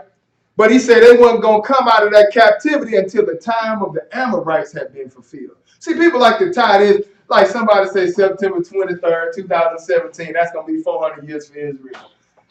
That ain't got nothing to do with us. We've been in captivity way longer than that, brothers and sisters. The first 400 years he was talking about with Abraham, when he told Abraham, in the fourth generation, your children, they're going to be set free. That was that first Egypt. After that, some of our forefathers went back into the land, and then they pissed the Lord off. And guess what? Then he sent them back into captivity, and we've been in captivity ever since, way past 400 years. So this time, we're going to be in captivity until the time of the rulership of the European is complete. That's what he's talking about here. That's why I say they're going to fall by the edge of the sword and shall be led away captive into all nations, not just America. They're going all over the world this time, and shall be trodden down to the Gentiles until the time of the Gentiles be fulfilled. So when the Lord returns, this is when Israel gets set free out of captivity. Until then, we not back in the land. You know, we not over there. That well and wall they like to kiss on and stuff like that. Hey, that's another people. That first off, that ain't the temple. That is not a part of the temple, because the Lord said wasn't going to be one stone left upon another. Exactly. It was going to be completely destroyed. You see? But Israel can't go back home. Like, we can't put our money together. You know what I'm saying? We can't we can't own our own stores and stuff like that. You know, I looked at, by my house in Atlanta, about 6, 7 miles away from me. They put a store up there, right? And some black people own it, I believe. And the reason I say I believe is, first off, it's in our neighborhood, the black neighborhood. And then second off, it's closed already. If it was an Indian store, a Gentile store, it's still gonna be open. They just opened the store about 6 months ago. It's closed already. My point is saying that is, as a slave, God got us in a condition where I understand what's going on, where I understand the killings, I understand the shootings by the police, but on top of that, we killing each other too. See, we can't, that's being a hypocrite. We want to march against the police. Why do we march against these rappers? All this nonsense that's been, you turn the radio on, like I was saying a few months ago, got on the radio, they saying bad and bougie. And saying in the song, cooking up dope with a Uzi on the radio, ain't nobody boycotting that. What you think you putting inside these little kids' head? But we get mad at other people when they have no respect for us. You see, we shooting each other down, the police shooting us down, ain't nobody saying nothing about that. We just want to get mad at somebody else. But when it's all said and done, God is the one that's doing this stuff, sisters and brothers. This is why we can't this is why we can't get no gas stations. We can't get no grocery store. You may have a few doing good here and now, but as a nation, we're in captivity. And that's what we tend to forget. Just because you get a little freedom or you get a bigger yard to play in, that don't mean you're free. You still got a chain on you now. Yes, sir. You see? Yes, sir. And that's what we forget. But he said we're going to be in captivity until the time of the Gentiles be fulfilled. So we're not going to be in the land of Israel free, sisters and brothers, because that belonged to the Gentiles. Now let's go a little further. Let's go to Luke chapter 19. Luke 19. We're going to pick this up at verse 41.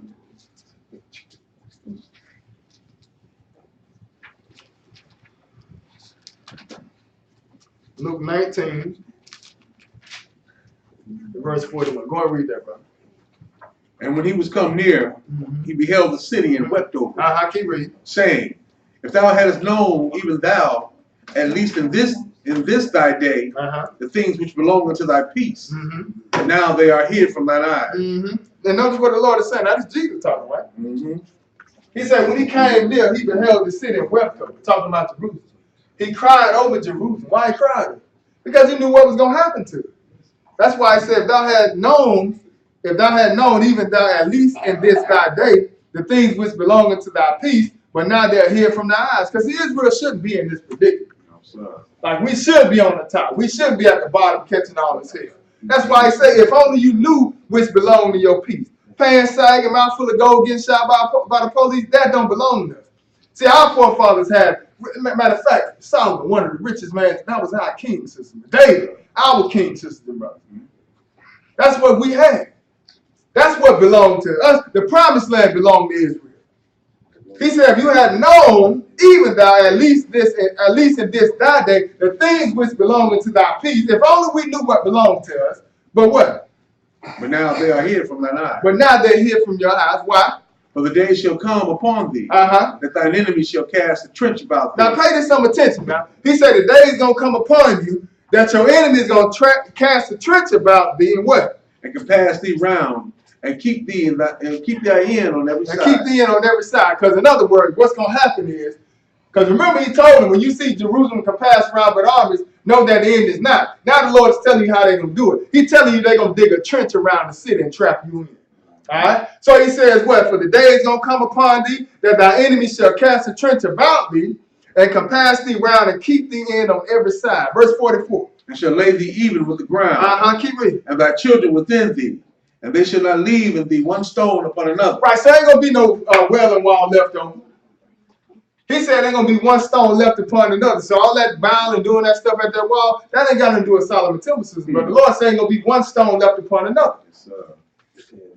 All right. Then he says, what? Because thou knewest not the time of thy visitation. But he was warning them. This is why he wept over the city, because he saw the destruction that was coming. You're looking at Jesus, a God in the flesh. He understood exactly what was going to happen. But he warned them about it. Now let's go over to, I got a book called The Atlas of the Bible. And we're going to look at some of these, look at what took place during the time that the Lord had warned them about this. Atlas of the Bible.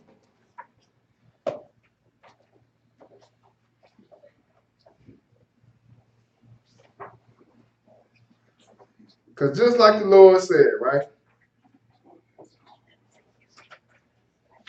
He said, they're going to compass you round about and keep you in on every side, right? Mm-hmm. So let's see this. Here, read this. Read that highlighter right there. Yeah. All right. That's called Atlas of the Bible. It's on page 200, page 201 and 202. I'm going to read that one. Titus faced a formidable task. Jerusalem was the most heavily fortified city of that time. Steep-sided valleys made its walls impregnable to assault on three sides. Hold on, Julius. Not too loud. Bring it down a little bit. All right, start over from the. All right. Titus faced a formidable task. Mm-hmm. Jerusalem was the most heavily fortified city of that time. Right. So during that time, it said Jerusalem was the most fortified city of that time. In other words, they had it well protected. Go on and keep reading. Steep-sided valleys made its walls impregnable to assault on three sides. Uh-huh. Only from the north can an attacking army approach. Mm-hmm. So Jerusalem, our forefathers back then, they had Jerusalem, surrounded pretty good where nobody can get in. They had the walls it's pretty safe. In other words, all right, go ahead. A series of walls and towers provided three successive lines of defense. Mm-hmm. The Jews who faced death or enslavement if defeated, mm-hmm. had put aside for tactical conflicts to defend their stronghold with fanatic ardor. Uh-huh. So in other words, even though they was beefing among each other, the Jews beefing among each other, they put away their differences in order, to protect the city, so nobody else can get in there to hurt them. In other words, keep reading. It was soon evident that they had no intention of accepting Titus' mm-hmm. surrender demand or waging a static defense. Jewish strike forces sailed. Right, so that it says they had no intention of accepting Titus' surrender demand or of waging a static defense. Mm-hmm. In other words, he told them, y'all need to surrender, in other words. And our forefathers like, we ain't gonna surrender. We not finna give up. We're not gonna give y'all the city. We're gonna fight y'all, in other words. All right, now we look at Titus and these are Romans, all right? And this is what's getting ready to happen before they actually come in and take down Jerusalem in 7 AD. But before that time, they had it kind of secured in the sense where nobody can really get in there and mess with them. Mm-hmm. All right, but go ahead. Jewish strike forces sallied forth to attack. Sallied forth to attack the Roman siege towers as they neared the outer wall. Right, so we was able to fight at that time. We ain't got nothing right now. We don't have machine guns. We ain't got army tanks and none of that. But back then we had something where we can kind of defend ourselves. But we're in captivity right now, so we don't have any of that. But it's just going to show you that they had something back then. Keep reading. This is from the west. Uh-huh. Only with great difficulty were the battering rams placed. Mm-hmm. Volleys of missiles were exchanged, with the Jews making use of the catapults captured from Cestius 4 years earlier. Right, so 4 years earlier, Israel got into a fight with Cestius, and what they did was they won, and they took his military equipment, and now they're using it to defend themselves against the Romans. Go ahead and read, brother. Casualties were heavy on both sides. Mm-hmm. On May 25th, the attackers succeeded in hammering a breach in the outer wall. Okay, so now the Romans finally got in and took down one of these outer walls. They had our forefathers set up 3 walls, or 3 lines of defense before they can actually get into Jerusalem. So now it's saying on May 25th, they were actually to get into one of those walls. Go ahead and read, brother. Roman infantry poured through and took control of the northern quarter, known as Bezetha, New City. Right, so we got some, the Romans came in, and they took one part of the city once they bust through that wall. Go ahead and read. Not the whole city, just a part of it. Go ahead. 5 days later, a breach was made in the second wall. Okay, so now you see the Romans starting to get in now, right? They done got through the first wall. Now they get through the second wall. Go ahead and read. Again, the legionnaires rushed forward. Mm-hmm. Only this time they found themselves in a labyrinth of narrow streets and alleyways. So now they fighting in, close proximity, in other words. They kind of like trapped inside. They done got through, but now once they get in there, they kind of trapped in. They really ain't, it ain't like an open battlefield. He said they kind of caught up in streets and alleyways now. Keep reading. Assailed from all directions, they were hurled back beyond the wall. Right, so we was kind of handling our business. You know, he said that made you feel good, don't it? You know, and now we can't do nothing. Man. He said they was getting them. Hey, they couldn't handle that assault, so it hurled them back. They had to get them back up out of there. They got caught between streets and alleyways and stuff. So we was able to do a little something back then. Go ahead and read though. The defenders' victory was only temporary. See, it was only for a little while. However, by early June, the second wall was breached again.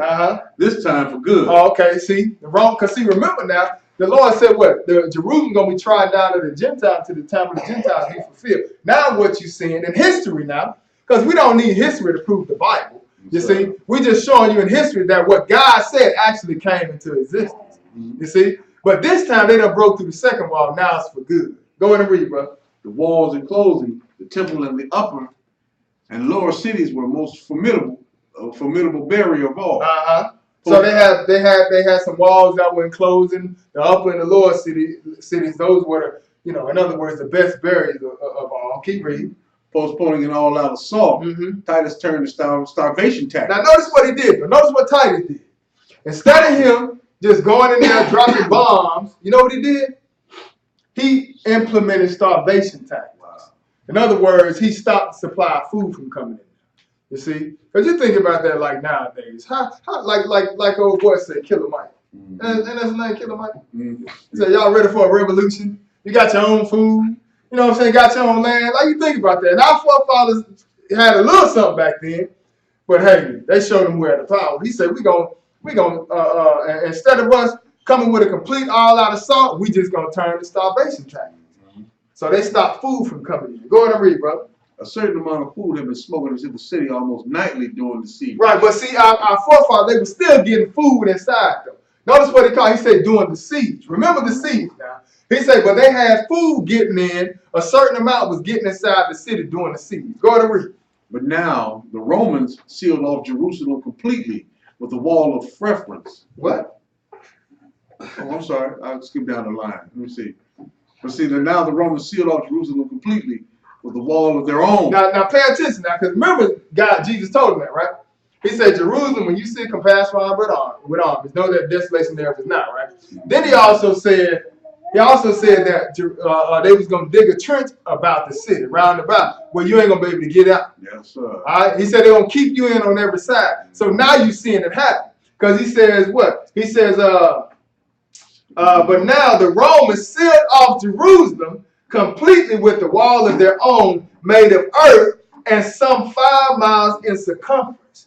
They dug a trench around the city, just like Jesus said it was going to happen. He said they're going to dig a trench around the city and keep you in on every side. See, now food can't get in no more. They done dug a trench around the city, because remember God said when you see them surround the city, get out. Because you're going to be jammed up in there. You're going to have to, you got to make a move because it's about to happen. That's why when he came and looked at the city, he cried because he knew what was going to happen.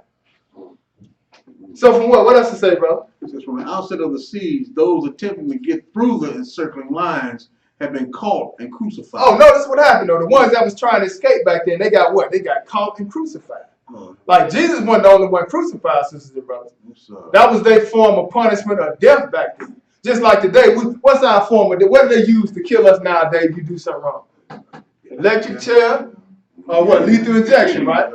Don't nobody wear that around their neck, do they? You understand what I'm saying? But that's what they used back then. People were running around with crosses on their neck. But Jesus wasn't the only one. He says, from the outset of the siege, those attempting to get through the encircling lines have been caught and crucified. So you have some of our brothers and our people trying to escape this. Go ahead and read them. Wow. Sometimes the daily execution reached 500. Right, so they was executing, hanging people on crosses, at least sometimes 500 a day. Go ahead and read, brother. The crosses were never there. Inside the city, starvation and disease claimed a mountain toll. Bodies filled the streets and were stacked in houses. That's kind of like what they did in Haiti. Remember Haiti, that earthquake came, they took them bodies, dug a big old hole, and took them bodies with that dump truck and just pushed them all into the hole. Well, you see the same thing going on in Jerusalem, the holy city, because the Lord told him it was going to happen. That's why I said if we only knew what belonged to our peace, and this that day, but we don't know because what? It was hidden from our eyes. Mm. He said, well, inside the city, starvation and disease claimed the mountain toll. Bodies filled the streets and were stacked in houses. What else? Thousands of corpses were thrown from the walls into the valleys below. So you're taking dead bodies, just throwing them into the valleys that they had dug around the city. They throwing them into the holes now. Go ahead and read, brother. Titus now focuses attention on the atonement. The great fortress Herod had built next to the temple. The rams pounded away until on July 24th, Roman troops broke through. Right, so now Titus getting ready to take it all down. Then he turned his focus toward what Herod had built next to the temple. They say the rams pounded away until July 24th. What else? Roman troops broke through, driving their foes before them in close fight. When the great timbered gates of the temple withstood the rams, they were set afire. Soon the fighting and the fires raged everywhere within the temple complex. Before long, the temple, one of the wonders of the Roman world, was nothing more than a smoldering ruin. Right, because that's what the Lord said was going to happen, right? He said they're going to tear it down. I understand y'all showing it to me now, but guess what? It's going to be destroyed. And that's what made them ask the Lord, when shall these things be? What's going to be the sign of your coming and end of the world? You see? So that's what took place. The Lord said it was going to be completely destroyed. He said what? He said it was nothing more than smoldering ruin. So there's nothing left of the temple. It's completely down. All right, but now let's go a little further. Let's go over to Deuteronomy chapter 28. Deuteronomy chapter 28. Get me off, man. What's that? Deep, bro. Yeah, it is. Deuteronomy 28. Let's go to show you that the Lord knew what he was talking about. Like I said, we don't need the Bible to prove any. I mean, we don't need history books and things like that to prove anything. But sometimes people don't believe the Bible. So you bring out history, we'll believe history more than we will the Bible because we don't understand the Bible. But hey, history will be familiar to your thinking. Why? Because in school, they tell you about history. They tell you about American history. You get old up in grade school and middle school and high school and stuff like that. They start telling you about world history. You see what I'm saying? So this stuff will be familiar to your thinking when we bring out this type of stuff. Like I said, but we don't need it to prove anything. The Bible stands by itself. But this stuff is recorded accounts of things that took place in history, and it happened to a particular people. Deuteronomy chapter 28. Let's pick this up in verse 49. Because we still got to identify who this people is. Still got to identify who these Israelites are. If the Israelites are the people that are calling themselves Jews and in the land today, well, this stuff that we're looking at, it should have happened to them. If it didn't happen to them, then somebody lying, sisters and brothers. Deuteronomy 28, pick this up in verse 49, brother. Go ahead. The Lord shall bring a nation against thee from afar, from the end of the earth, as swift as the eagle flieth. Right, and we ain't talking about America. How people like to say, see, America got the eagle and stuff, and that's who it is. No, he's just telling you how the swiftness or how quick it's going to be to take this nation down.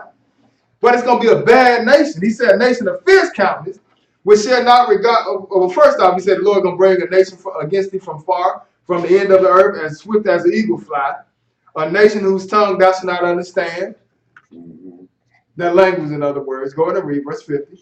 A nation of fierce countenance, which shall not regard the person of the old, nor show favor to the young. Right, so, because that's what happened in love and war, sisters and brothers. It ain't no favoritism. That's like when you look back in Zechariah chapter 14, regarding when the Lord returned, the Lord's army that he's going to use to come over to fight against the European Union, the Russians and Iran and China. That's who the Lord considered his army at that time. Not to say that they worship God and nothing like that, but the Lord going to use them to do his bid. But he said the house is going to be rightful, the women going to be ravished. Zechariah chapter 14 to tell you that. Why? Because all's fair in love and war, sisters and brothers. Hey, that's what's going to take place. Just like back then, he said the Lord is going to bring a nation against thee from far, from the end of the earth, as swift as an eagle fly, a nation whose tongue thou shalt not understand, a nation of fierce countenance, which should not regard the person of the old, nor show favor to the young. Yeah, you might have babies and stuff like that, but God told you about that, didn't he? He said, yeah, the ones that you have a child that gives suck in those days, going to be a bad time. They don't care about that. They're killing them all. Skip down to verse 54. What did that say? So that the man that is tender among you. Read verse 53 though. And thou shalt eat the fruit of thine own body, the flesh of thy sons and of thy daughters, which the Lord thy God hath given thee, in the siege and in straitness, wherewith thine enemies shall distress thee. Right, go ahead. So that the man that is tender among you and very delicate, his eyes shall be evil toward his brother. Right, and now pay attention though. He says, so that the man that is tender among you, but first before they say you're gonna eat the fruit of your body, he ain't talking about you're gonna eat your children. He's just talking about the things that belong to your children, that you should be feeding them. You ain't gonna have enough to feed, you're gonna end up trying to save it for yourself, because that's what's gonna take place during this war. But if you notice what he say during the siege. Yes, sir. Because that's what the Lord had warned him about. You see, that's what we saw in the history books when the Romans came during the siege. This is when the Lord said all the things that were written, they're going to be fulfilled. But this is what he's talking about. It took place during the time of 70 AD, and it was complete around 130 AD, 133, something like that. But he said, you're going to eat the fruit of your body, the flesh of thy sons and of thy daughters, which the Lord thy God hath given thee in the siege, and in the straitness wherewith thy enemies shall distress thee, so that the man that is tender among you and very delicate, his eye shall be evil toward his brother. Because you got a family, you got brothers and stuff like that. Y'all get along just fine, right? Going to slavery, you trying to survive for yourself, so you end up killing each other. That's just how it is today. See, we forget all this stuff. We still in captivity. That's why you think we can't get along? How we gonna come together? How we gonna put money together? I barely got $1. You barely got $1. So we end up robbing one another. We taking from each other because we at the bottom of the totem pole. But the Lord was telling you, the man that is tender among you and very delicate, his eye gonna be evil toward his brother. And toward what? The wife of his bosom. And toward the remnant of his children, which he shall lead. Right. So, and because it's gonna be a bad time, he ain't gonna even be able to take care of them. And you still kind of see some of that going on today, though. You know, they call them single parent homes. Hey man, that made it so tough for the black man. He can barely take care of his own house, man. And then if you and the father and the mother get into it, they got the system got it set up to the point where, you know, if the father ain't paying child support, they're gonna have him put in a predicament where he loses his license. Then once he loses his license, he can't go to work. See, it's set up against the man, period, you know, but the Lord just showing you how this stuff is going to unfold. It happened back then, but you still kind of see some of the effects of it nowadays. Because that's what happened with these people when they went into captivity, when they got taken down.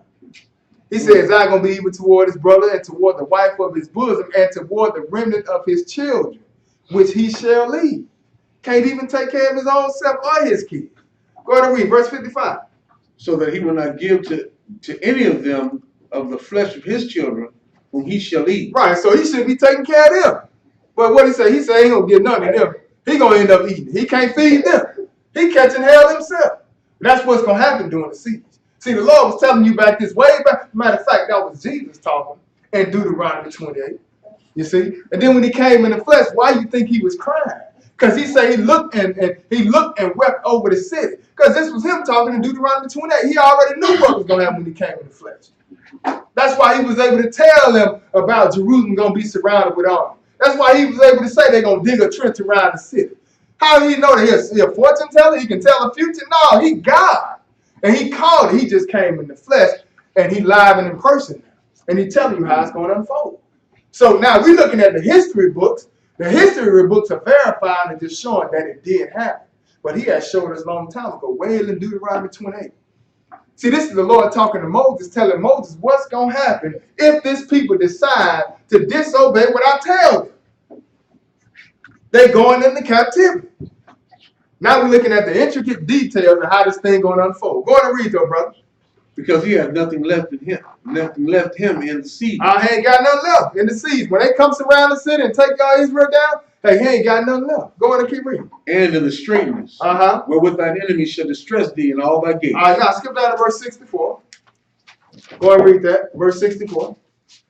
And the Lord shall scatter thee among all people, from the one end of the earth even unto the other. And there thou shalt serve other gods, which neither thou nor thy fathers have known. Now notice what he said though. He said the Lord gonna scatter you among all people, from the one end of the earth even unto the other, right? Talking about Israel. Because this had to happen to a particular people if they call themselves the children of God, the Israelites. So it said the Lord gonna scatter you among all people, from the one end of the earth even unto the other. And when you get there, what's gonna happen? And there thou shalt serve other gods, which neither thou nor thy fathers have known, even wood and stone. That's right, keep reading.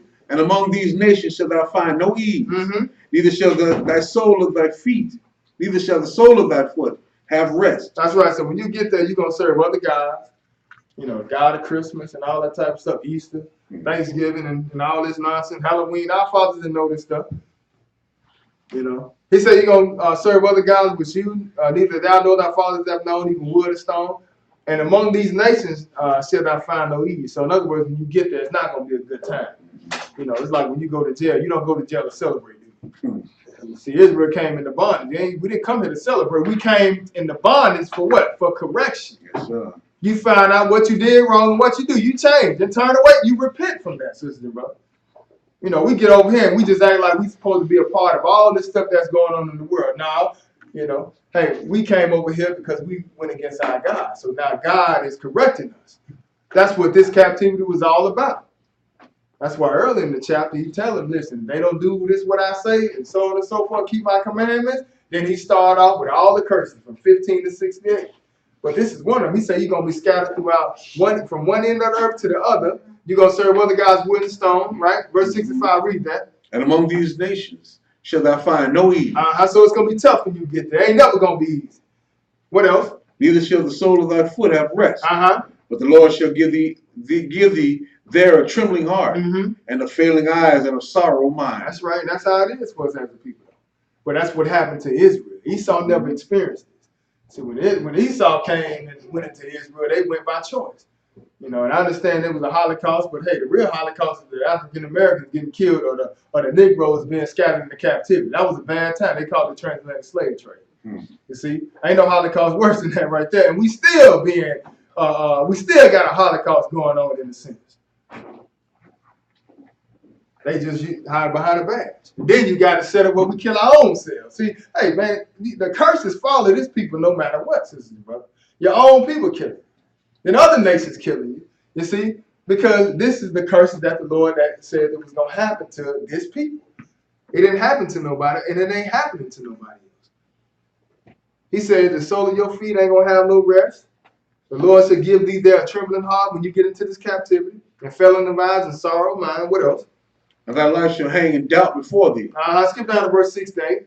Because remember, he said he's going to scatter you from one end of the earth to the other, but now he's going to tell you the mode of transportation, how you going to get there. What he said in verse 68? And the Lord shall bring thee into Egypt again with ships. Right, so now he's saying the way I'm going to scatter you, the mode of transportation that I'm going to use to get you there, you're going by ships. So you have to identify who is this person that went into this captivity by ships. Was it Esau? Never happened to Esau, right? No, sir.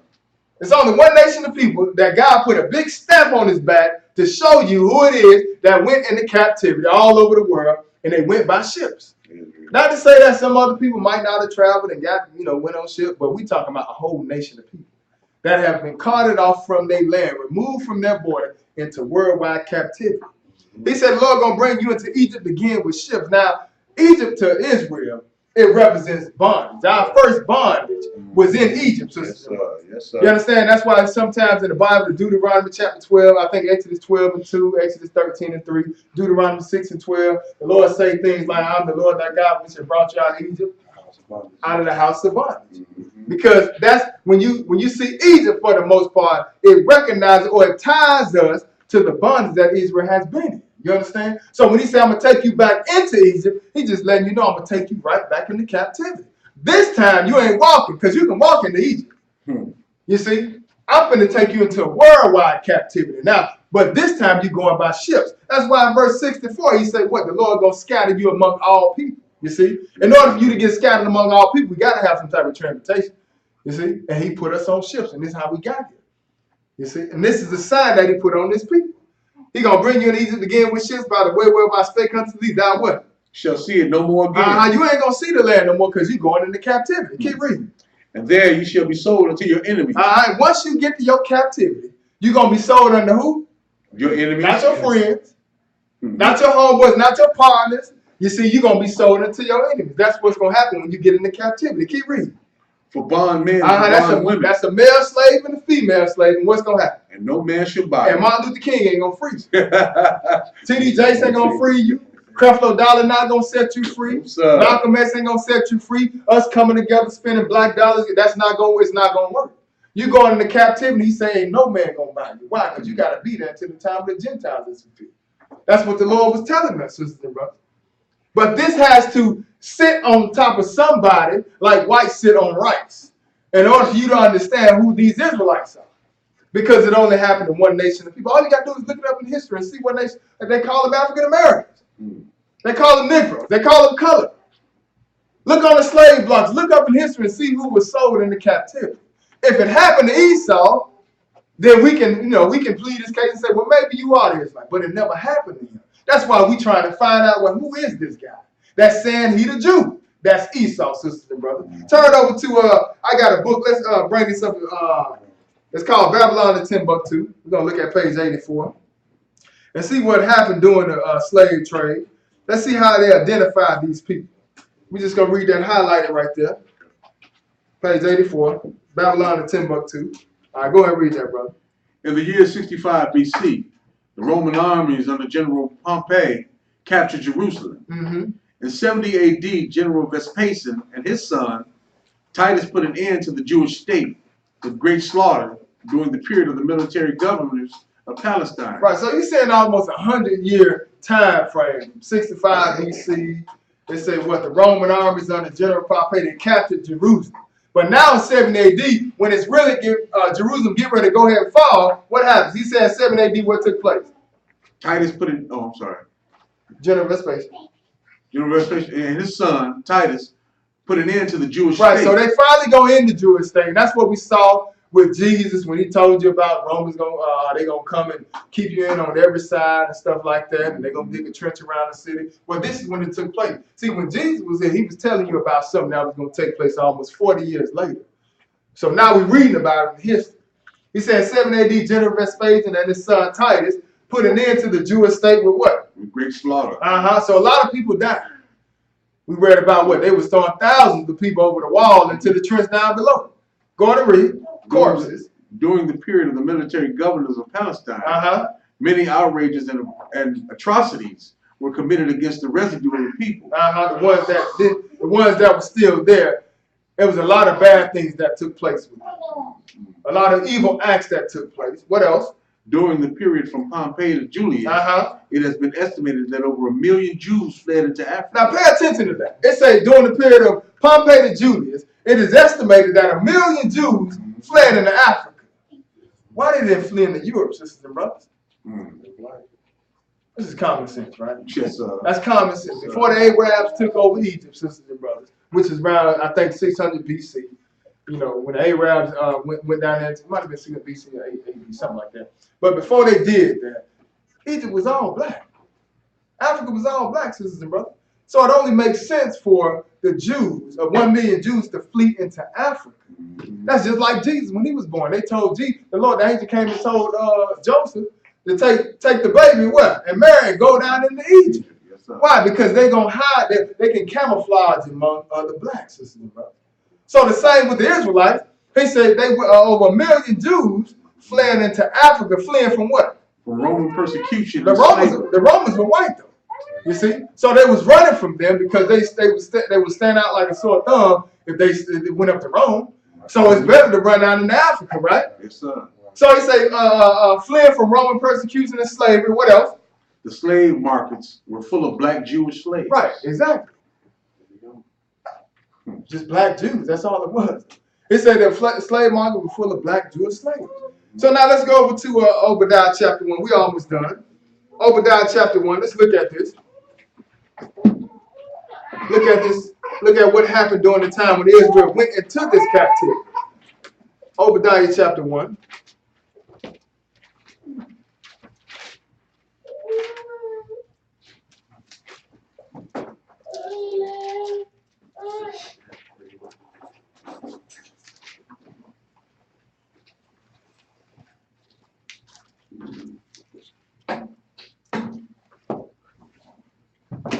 Obadiah chapter 1. We're going to pick this up at verse 1. It's only one chapter. All right, go ahead and read that, brother. The vision of Obadiah. Thus says the Lord God concerning Edom. We have heard a rumor from the Lord, and an ambassador is sent among the heathen. Arise ye, and let us rise up against her in battle. So it say, the vision of Obadiah, thus saith the Lord God concerning thee, we have heard a rumor from the Lord, and an ambassador sent among the heathen. Arise ye and let us rise up against them in battle. So now we're finna get some understanding of what's going to take place with Edom, in other words. Go ahead and read verse 2. Behold, I have made thee small among the heathen. Thou art greatly despised. And you think about it, hey, don't nobody really like this so-called Jewish man. You know, especially a lot of people over in America, because they feel like a lot of our tax dollars are going to support them. But the Lord said that before this even happened. You know, he said, I made thee small among the heathen, thou art greatly despised. And you can look it up. If you look up the population of these people that call themselves Jews, a lot of them don't exist. So whether the Lord is talking about that physically or spiritually, you know, it's not a lot of them for real. All right, so he said, behold, I made them small among the heathen, thou art greatly despised. Verse 3. The pride of thine heart hath deceived thee. Thou that dwellest in the clefts of the rock. Right, but notice what has deceived them. He said, the pride of thy heart have deceived thee. So you done been fooled, or you think that you something when you really not. He said, the pride of your heart have deceived thee. Thou that dwell in the cleft of the rocks, what? Whose habitation is high. Right, but he's not talking about, he's not talking about, the big skyscrapers in downtown Jacksonville and Modus and the big town. Some people like to say, yeah, see this, the big skyscrapers and stuff, that's where Edom live at. That's why he like big stuff like that. That's Edom. I done heard so much doctrine that's ridiculous. That's not what he's talking about. If you pay attention to what he said the pride of your heart have got you where you at. You see? The pride of your heart have deceived thee, thou that dwell in the clefts of the rock. In other words, that pride, you think you above, in other words. And now the Lord said, I'm going to bring you down. He's not talking about he live in big skyscrapers. I'm telling you, man, when you be around long enough, you'll hear some of the craziest things out there. See, Edom live in skyscrapers. See, the Bible says he live in the dwell in the clefts of the rocks whose habitation is high. Because he likes skyscrapers and stuff. That's some of this, and I believed it too. I said, wow, man, I never saw that before. That ain't what that's talking about, man. He's talking about the pride of his heart. He done got puffed up, in other words. Go and keep reading. That saith in his heart. I see. He come right behind him and say, what? That saith in his heart. Not talking about actually going to build some buildings. Go and read them. Who shall bring me down to the ground? Right, because he done got so high up. How did he get there, though? Because he done stole his brother's identity. He's the one that's perpetrating this identity there. You see? Israel need to get a life lock from him because somebody stole our identity. He say what? That saith in his heart, who shall bring me down to the ground? He at this point where he don't feel like anybody can bring him down. Because his lie has been perpetuated for so long that he had a place where he feel like can't nobody touch him. But guess what? The more and more Israel started to wake up in the world and started to see that he lied. So he got to come down. It's slowly happening, but fast at the same time. Go ahead. Though thou exalt thyself as the eagle, and though thou set thy nest among the stars, thence will I bring thee down, saith the Lord. That's right. No matter how you exalt yourself, no matter or what you think you are, you still coming down. Go ahead and read. If thieves came to thee, if robbers by night, how art thou cut off? Right, go ahead. Would they not have stolen till they have had enough? That's right. Just think about it. Somebody breaking your house, they can only steal so much, right? I don't care if they break a truck out there. They know they got a certain amount of time. They know they're trying to do something real discreet. They can't take everything. That's what the Lord is saying to them. He said, if thieves come to thee and robbers by night, how art thou cut off? Would they not have stolen till they had enough? Go ahead. If the grape gatherers came to thee, would they not leave some grapes? Right, so he's just giving you an analogy here. Goodness gracious, man, they would have left some, but in the case of your brother, you done completely took their identity. You ain't leave nothing. Go on and read, brother. How are the things of Esau searched out? How are his hidden things sought up? So how has this lie been covered up for so long? What did it say, brother? All the men of thy confederacy have brought thee even to the border. That's right. He said, all the men of thy confederacy have brought thee even to the border. That's how they end up in Jerusalem. You see, they walked into the land, and then on top of that, you had some brought from around the world. That's why you look at some old pictures and stuff. I mean, when I say, pictures, not movies and nothing, but some pictures. You'll see them waving and stuff like that, getting on the trains, and the trains get ready to take them to boats and stuff. They got them traveling and stuff. They all getting on nice big old cruise ships, all happy and stuff, because they finna go off into the land. But this was something that was concocted by what? By the Confederacy. He said, all the men of thy confederacy have brought thee even to the border. You really don't belong there. You belong in Edom. You belong in Sierra. But somebody that took you up to Jerusalem. Keep reading, brother. The men that were at peace with thee have deceived thee, keep reading. and prevailed against thee, that they may eat thy bread. They that eat thy bread have laid a wound under thee. There was none understanding in him. That's right, because when it's all said and done, the Lord gonna reveal it. He gonna take them down. So you've been deceived, Edom. You think that you're getting away with it. You think it's all good. You think the Lord ain't tripping on it. He ain't gonna let it all ride. No, the Lord. Matter of fact, the last book of the Bible, we started off in Revelation chapter 3 and verse 8. He said, "What? There are some that say they're Jews and are not, but do not. Behold, I will make them come and bow down at your feet to know, in order for them to know that I have loved thee." But right now, you got the men of your confederacy. They making everybody think that you the people of God. God gonna deal with that. Go ahead and read that verse 8. Shall I not in that day, saith the Lord, even destroy thy wise men out of Edom, and understanding out of the mount of Esau? Keep reading. And thy mighty men, O Teman. Oh, okay, wait a minute. There's another name, right? Because he said, what? Shall I not in that day, saith the Lord, even destroy the wise men out of Edom, right? And understanding out of the mount of Esau, right? So we got Edom, then we got Esau, and then what's that other name right there? Teman, right? He said, thy mighty men, O Teman, shall be dismayed. So y'all put that down. We got Teman right there, right? He said, thy mighty men, O Teman, shall be dismayed, to the end that every one of the mount of Esau may be cut off by slaughter. That's why, as an Israelite, a brother that's preaching the gospel, your job is to focus on preaching the gospel. You understand? That's what this is all about with Israel. Listen, if Israel would have did their job in the first place, we wouldn't be in this predicament. But the goal is, now that we're waking up, preach the gospel. That's why I tell you, you ain't supposed to abhor an Edomite, because he is your brother. God got all this. He know what's going on. Why you think he sent Moses down there? He told Moses, he said, tell, I've seen the hard bondage.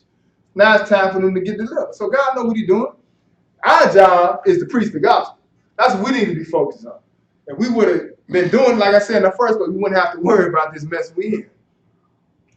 But in this case here, he said, what? Thy mighty men on Teman shall be dismayed, to the end that every one of the mount of Esau may be cut off by slaughter for what? Verse 10.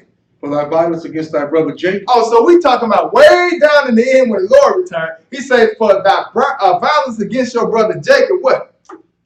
Shame shall cover thee. And thou shalt be cut off forever. Right, because right now he's proud. Everybody look at him like he's something. We got respect for him. Oh, yeah, we need to make sure we send some money to the Jews. You know, let's pray for Jerusalem. They really think them the people over there. But he letting them know, hey, for your violence against your brother Jacob, shame gonna cover thee. The world you're gonna be exposed to the world. And he said, well, thou should be cut off forever. Now, when the Bible say you're gonna be cut off forever, all the nations in the world got a land that they belong to, right? Like, for instance, Israel, if you pay attention to Israel, a lot of people understand this. Israel is scattered in the worldwide captivity, right? But even with, and this ain't got nothing to do with the lesson, but I just want to show you something as we move forward. Even with what you saw with Israel and Levi back in the day, that was more like a representation of how Israel was supposed to be among the world, right? Because like Levi didn't have a land, did he? Levi was scattered among all the 12 tribes, the 11 tribes of Israel, right? He was the priest. But that's how Israel is today. Israel don't got a land. They scattered among the world. Why? Because they the priests. You see, that's how it is with us. But normally what happens, nations have a land that they belong to. You see what I'm saying? Well, what he's saying here, when he's going to cut off Teman and Esau, they're not going to have a land. You know, we're going to read somewhere where his border going to be given to Judah. It's going to be given to Israel. See, they're going to be the wonders like we the wonders now. They ain't going to be no priest, though. You know what I'm saying? They ain't going to have no land. That's what he means when he going to cut them off. Because he's still going to have some Edomites that's going to turn to God and serve God. You see what I'm saying? But as a nation, they not going to exist. They just going to be all over scattered, just like we are now. He going to flip the script, in other words. So he say, for thy violence against thy brother Jacob, the Lord's still mad about that. They always tell us to get over it. Get over slavery. Leave it alone. Well, tell God to get over it. Because thousands of years down the line, he's still upset about what happened to his people. He said, for your violence against your brother Jacob, shame shall cover thee, and thou shalt be cut off forever. That's why we don't have to get upset about it. Vengeance is the Lord's, brothers and sisters. Go on and read verse 11. And the day that thou stoodest on the other side, and the day that the strangers carried away captive captive his forces. So he made reference to a time frame. And really what you're seeing here in the book of Obadiah, God is making reference to 70 AD. What we just read about in the Bible Atlas. What is it called? Atlas of the Bible. God is making reference to this before this book is even has even came out, before the siege even took place. That's why he say the violence against your brother Jacob when? In the day that thou stood on the other side, go to read. In the day that the strangers carried away captive his forces. Right, but what strangers came up into Jerusalem? We just read about it. Who was it? It was the Romans, right? Romans, yes, sir. See, that's how you know Edomites and white folks can't be the same people. You see what I'm saying? See, everybody like the lump, they just want to say, oh, white people, y'all Edomites. How? How is white people Edomites when the Bible is clearly giving you a separation? He's saying to Esau, our brother, he sat back and watched the stranger come in and carry captive our forces. You got two separate people here, sister, brother. Yes, sir. He said, the day that I stood on the other side, and the day that the strangers carried away captive his forces, and what else? And foreigners entered into his gates, and cast lots upon Jerusalem. Even thou was that one. Even thou was one as one of them. Right. So he talking to Edom. He didn't say you were one of them. He said you were as one of them. Because they were Romans and Edomites are not the same people. You see, if it was that easy, we wouldn't be trying to find it. Go ahead and read though, verse 12. But thou shouldst not have looked on the day of thy brother, and the day that he became a stranger. Neither shouldst thou have rejoiced over the children of Judah. Oh, wait a minute. Because that's really what it tied to, right? He said, but thou shouldst not have looked on the day of thy brother, and the day that he became a stranger. Neither shouldst thou have rejoiced over the children of Judah in the day of what? Their destruction. Neither shouldst thou have spoken proudly in the day of their distress. Right, so yeah, they're happy about it, because like I told you, all they got to do is what? They just scoot on up in there. And Judah get carried off, all he got to do is walk them across that border, man. And whatever belonged to Israel, now it belonged to them. Go ahead and read them. Verse 13. Thou shouldst not have entered into the gate of my people in the day of their calamity. Oh, notice what Edom did. He went and what? He went into the gate of God's people in the day of their calamity. So it only makes sense for them to drop the name Edom or Esau and pick up Judah because they're right there. Yes, sir. That's what happened. He said, thou shouldst not have entered into the gate of my people in the day of their calamity. Yeah, what? Thou shouldst not have looked on their affliction in the day of their calamity, nor have laid hands on their sufferings in the day of their calamity. Oh, so they laid hand on our sufferings? Yeah, we had Ark of the Covenant. We had things that were inside our synagogue. Psalm, I think 73 or 74 tell you how they came in there, burned it all down. You know what I'm saying? We had a flag just like America got a flag. We tripping over this flag. Forget this flag. Flag. We had our own flag. Everywhere we went, we had an Ark of the Covenant. And inside that covenant, you had Aaron's rod that budded.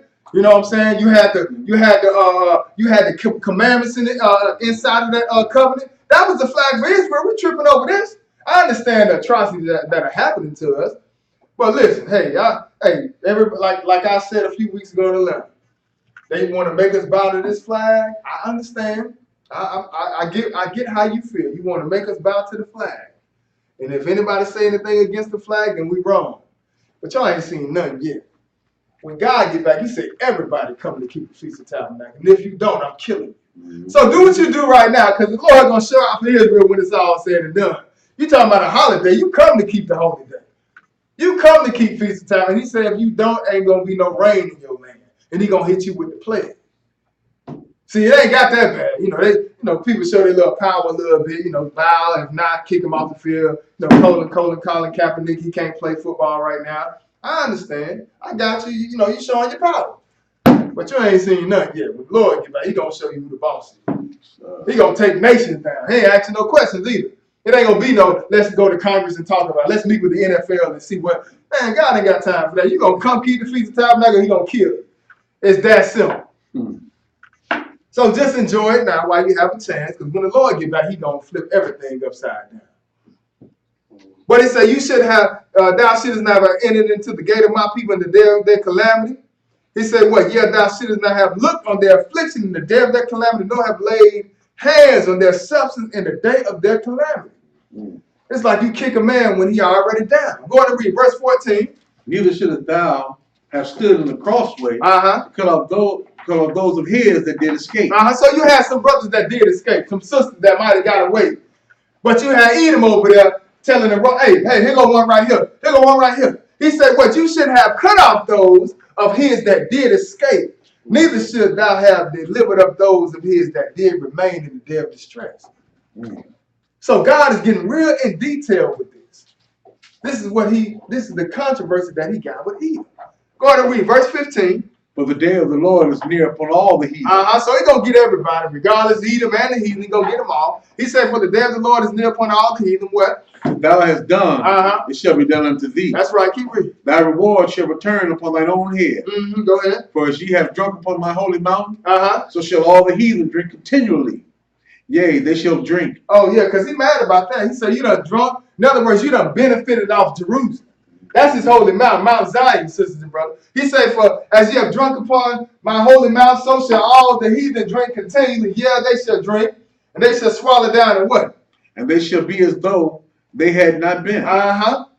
Like they don't even exist. Keep reading. But upon Mount Zion shall be deliverance, and there shall be holiness, and the house of Jacob shall possess their possession. Wait a minute, so the house of Jacob going to take whatever belonged to Israel. And whatever belonged to Jacob, they give it back. He said the house of Jacob going to possess their possessions. What else? And the house of Jacob shall be a fire. And the house of Joseph a flame. Keep reading. And the house of Esau for stubble. Yeah, because when it's all said and done, when Jacob come back up and Joseph come up, guess who's going down? Esau going down. That's why I say the house of Joseph will flame the house of Esau for stubble, and they what? Shall kindle in them and devour them. That's right, go ahead. And there shall not be any remaining of the house of Esau, for the Lord hath spoken. Yeah, because the Lord is mad at them, sisters and brothers. So Esau has to exist. But they still going to be where? They still going to be over in Jerusalem. That's how you know they're here today. They ain't went nowhere. They still over there hiding in Jerusalem. They just switched names. That's all. Go ahead and read verse 19. And they of the south shall possess the mount of Esau. And they of the plain. Wait a minute. Who is of the south? Judah of the south. He said what? They of the south going to possess the mount of Esau. The Lord going to give Esau land over to Judah. See, now he's flipping things around. See, Judah's possession has been in the hand of Esau right now, right? But he said what? They of the south going to possess the mount of Esau, and they of the plain, the Philistines, they shall possess the fields of Ephraim, and the fields of Samaria, and Benjamin shall possess Gilead. Go ahead and read. And the captivity of this host. The Lord going to be snatching people land. Go ahead and read though. And the captivity of this host of the children of Israel shall possess that of the Canaanites, even unto Zarephath, and the captivity of Jerusalem, which is in Sepharad, shall possess the cities of the south. That's right. Keep reading. What's going to happen? And Savior shall come on Mount Zion to judge the mount of Esau. Wait. Slow down. Take your time and read that last part again. What's going to happen? And Savior. Not one Savior. Savior. He said Savior is going to come up to where? Up upon Mount Zion. Y'all know what Mount Zion now, right? That's over in Jerusalem, right? Yes, sir. He said Savior's going to come up to Mount Zion and do what? To judge the mount of Esau. To judge who? The mount of Esau. So what Esau? If Savior's going to go up to Mount Zion to judge the mount of Esau, where's Esau located? They're in Jerusalem, brother. That's why it's called found in Esau. But the Bible going to put your hand right on top of it, because they got to be there when the Lord returns. He says Savior's going to come up upon Mount Zion to judge the mount of Esau. This is what you're going to be a part of. If you get that first resurrection, you get your body changed at that point in time. You know, that's why Psalm 149 lets you know we gonna come up with the Lord and fight. We're gonna take kings captive and stuff like that. You know, because we gonna in our mouth's gonna be a two-edged sword just like Jesus. But this when he talking about when he said Savior's gonna come up on Mount Zion to judge the mount of Esau. We gonna be able to go ahead and take them down. But you're gonna have to take on that. You're gonna have to make that first resurrection. He said to judge the mount of Esau, and the kingdom shall be the Lord's. But the Lord is mad with Esau's sister, bro. And that's where they still located at now today. Go over to let's go to Psalm chapter 83. Man, I ain't go to class with this long. Psalms 83.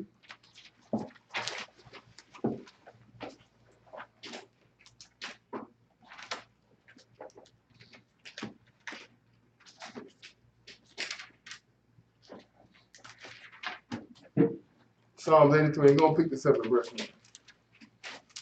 Because don't forget now, he said he's going to get the heathens too, right? Mm-hmm. Then he also said the ones that was your confederacy. Let's see what he's talking about. Psalm 83, and pick it up at verse 1.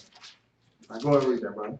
Keep not thou silence, O God. Uh-huh. Hold not thy peace, and be not still, O God. Mm-hmm. For lo, thine enemies make a tumult, and they that hate thee have lifted up the head. That's right, keep reading. They have taken crafty counsel against thy people. Notice what he said, though. He said they have taken crafty counsel against our people, right? Mm-hmm. Because the Lord got a people. When he said thy people is possessive, he talking about some particular people. He said they have taken crafty counsel. They come up with slick ways to get these people, in other words. Go ahead. And consulted against thy hidden ones. They consult against who? Thy hidden ones. Thy hidden ones. Because why? You hid. You hidden in the captivity. The world don't know who you are. Why? Because they done put a name on you as African American, Negro, gave you something completely different than what you really are. So the world don't know who you are. He said what? They have taken crafty counsel against our people and consulted against our hidden ones. What else? They have said, come, and let us cut them off from being a nation, that the name of Israel may be no more in remembrance. Right, and who really goes around calling himself Israel? Like over the past thousands of years since we went into captivity, ain't nobody really been, heavily on that until a few, I guess around this technology boom. Now we start to wake up and go back and call ourselves by Israel and stuff like that. But for the most part, it hadn't been that way. Why? Because they have said, come and let us cut them off from being a nation, that the name of Israel may be no more remembrance. Mm-hmm. That was been their whole goal, to wipe out the name of Israel and give us other names. Go ahead and read, though. He's going to tell you who it is. Verse 5. For they have consulted together with one consent. They are confederate against thee. Mm-hmm. The tabernacles of Edom. Oh, it started off with them, right? Mm-hmm. That's the first one on the list. He said they have consulted together with one consent. They're all in agreement now. Not just Edom, all of them. But it started off with them. He said they are confederate against thee, talking about thy hidden ones, and against the Lord. He said the tabernacles of Edom, and what else? And the Ishmaelites. And the Ishmaelites. The Ishmaelites what? Ishmaelites, they're the Abrahams, right? Mm-hmm. Yes, sir. But that would be Abraham's first son. Mm-hmm. Then you got Edom, which is Isaac's first son, right? And you think about it, the birthright should have went to both of them. That's why you got both of them over in Jerusalem today fighting over the land. Mm-hmm. It don't belong to them. It belongs to Jacob, though. Yes, but it only makes sense, though, that the birthright belongs to the firstborn son, right? That's who it should go to. That's why at the top of the line it starts with Edom, right? Mm-hmm. The twin brother, which is also the first son of Isaac. Then he named next, which is the uncle, Ishmael. It should have went to him, but it went to what? It went to Isaac, you see? Mm-hmm. See, they still, even down to now, they still tripping over something that they thought they should have got. So because of that, hey, they conspiring against the ones that it do belong to. He said the tabernacles of Edom and the Ishmaelites. What else? Of Moab. That's the cousin too, ain't it? And the Hagarenes. That's Lot's family. That's the cousin. Our own bloodline going against him. He said Moab and the Hagarenes. But now let's go a little further. Let's turn it over to World Book Encyclopedia, chapter 55. Because what I want to show you here, we're going to move through this. What I want to show you here in this World Book Encyclopedia, during the time that Esau converted to Judaism. World Book Encyclopedia. This is E, and we got page 55.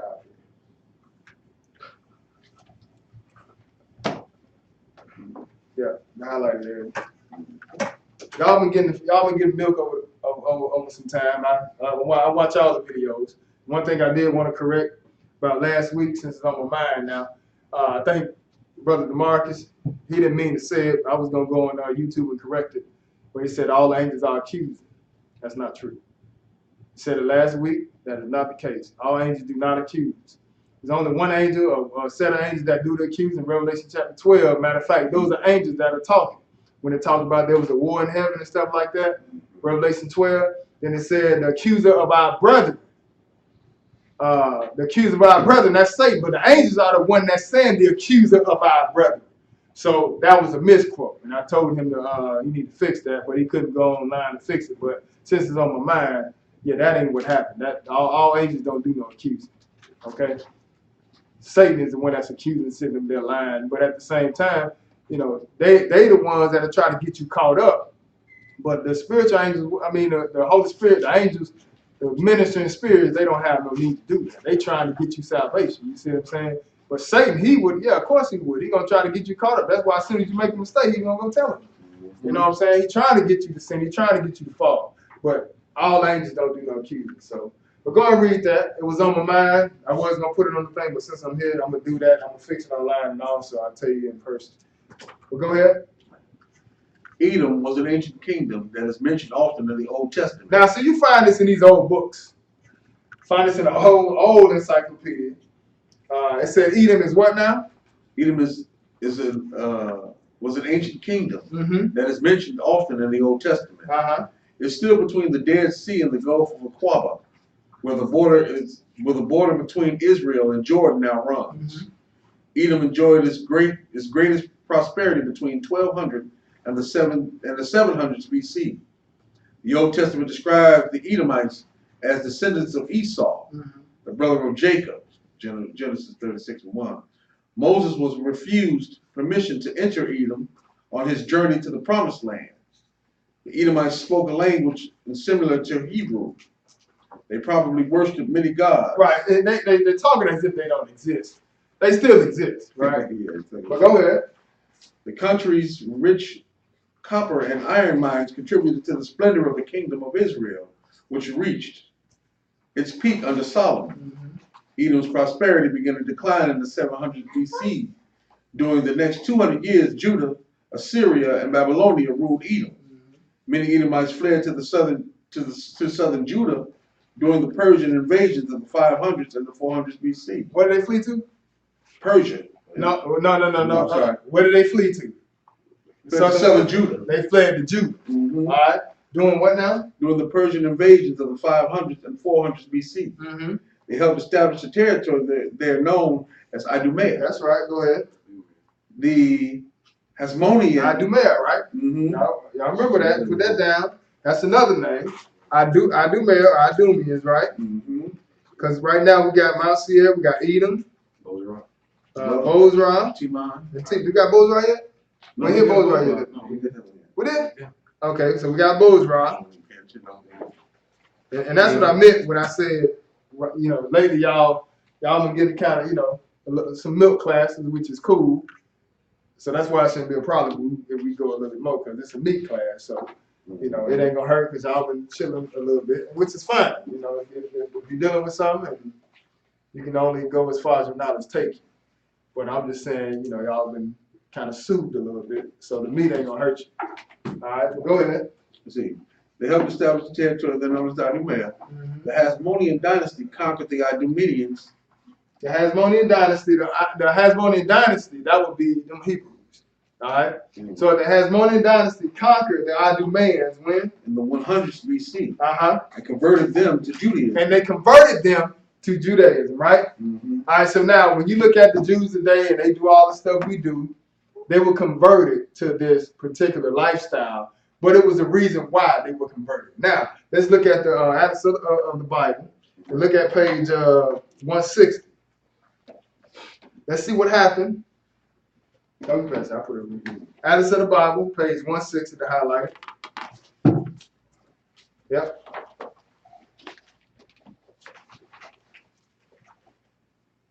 Go ahead. By 125, Hyrcanus had annexed part of Samaria and all of Idumea. The conquest of the Idumea meant that the easy southern approaches to the hill country of Judea, which the Seleucids had used repeatedly, were secure. Okay, so now pay attention. What our forefathers did, in order to stop themselves from getting attacked coming up from Idumea, and the Seleucid dynasty coming up from Idumea into the bottom or the south part of Judah, right? In order for them to stop that, what they did was they took Idumea, our forefathers took Idumea, and they converted Esau or Edom or Idumea to our religion in order for us to have access to see what was coming below us. You understand? So that's how they learned our customs. You see, because our forefathers converted them. But they did that because you had the Seleucids, I think from the Greek dynasty, Gentile dynasty, coming up trying to take us out. So what they did was, what Judah did, they said, well, what we'll do is we'll go and take Idumea down. And once we take that area right there, we can watch anybody that's trying to sneak up on Judah. All right?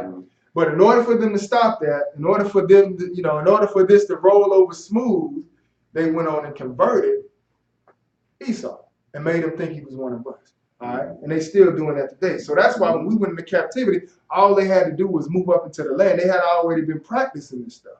All right, go ahead and read them.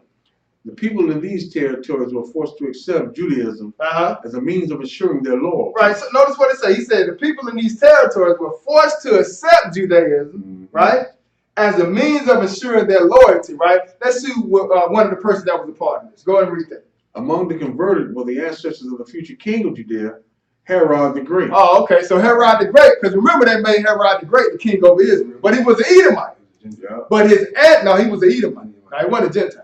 He was an Edomite.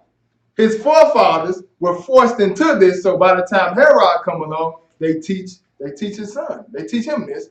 And then he was, when the Gentiles came, they put him up as king over Israel, even though he wasn't Edomite. You see? But this is how all this went down. They were not a part of it. They were forced into doing what we do. So when we went into captivity, it only makes sense for them to already have understanding on how to operate what we taught them. So if that's the case, if they moved up into the land and they not the real Israelites, then where are the Israelites sent? Go into Hosea chapter 8. Hosea chapter 8. Because we seeing how they got there, right? That's what happened. They went up into the land, they dropped Idumea, they dropped Bozrah, Timon, Esau, Edom, and they picked up Judah. So they call themselves Judah. But where are the real Jews at? Hosea chapter 8, go and pick it up at verse 8, one verse. Hosea chapter 8, in verse 8, go ahead and read that, brother. Israel is swallowed up. Now shall it be among the Gentiles a vessel wherein is no pleasure. Oh, because Israel in captivity. He said Israel is swallowed up, right? They gone into captivity. And it says what? Now shall there be among the Gentiles. That's where we at. We're among the Gentiles. That's where we got scattered at. We got scattered among all the European nations, right? And he said you're going to be there as a vessel wherein there is no pleasure. Ain't nobody going to like Israel. So stop fooling yourself. That's what the Bible's telling you. He said you're going to be there as a vessel wherein there's no pleasure. You got all them clean dishes, all that nice china up there, but you got that raggedy dish that's been there forever. You just wanted to break. You got that plastic thing that you don't like no more. It's been sitting there forever. But that's how Israel gonna be. He's gonna be there like a vessel where there's no pleasure. You gonna move in, everybody moving out. Because this is what really happened to Israel. This didn't happen to Edom. All right, now turn over to Joel chapter 3. Joel chapter 3.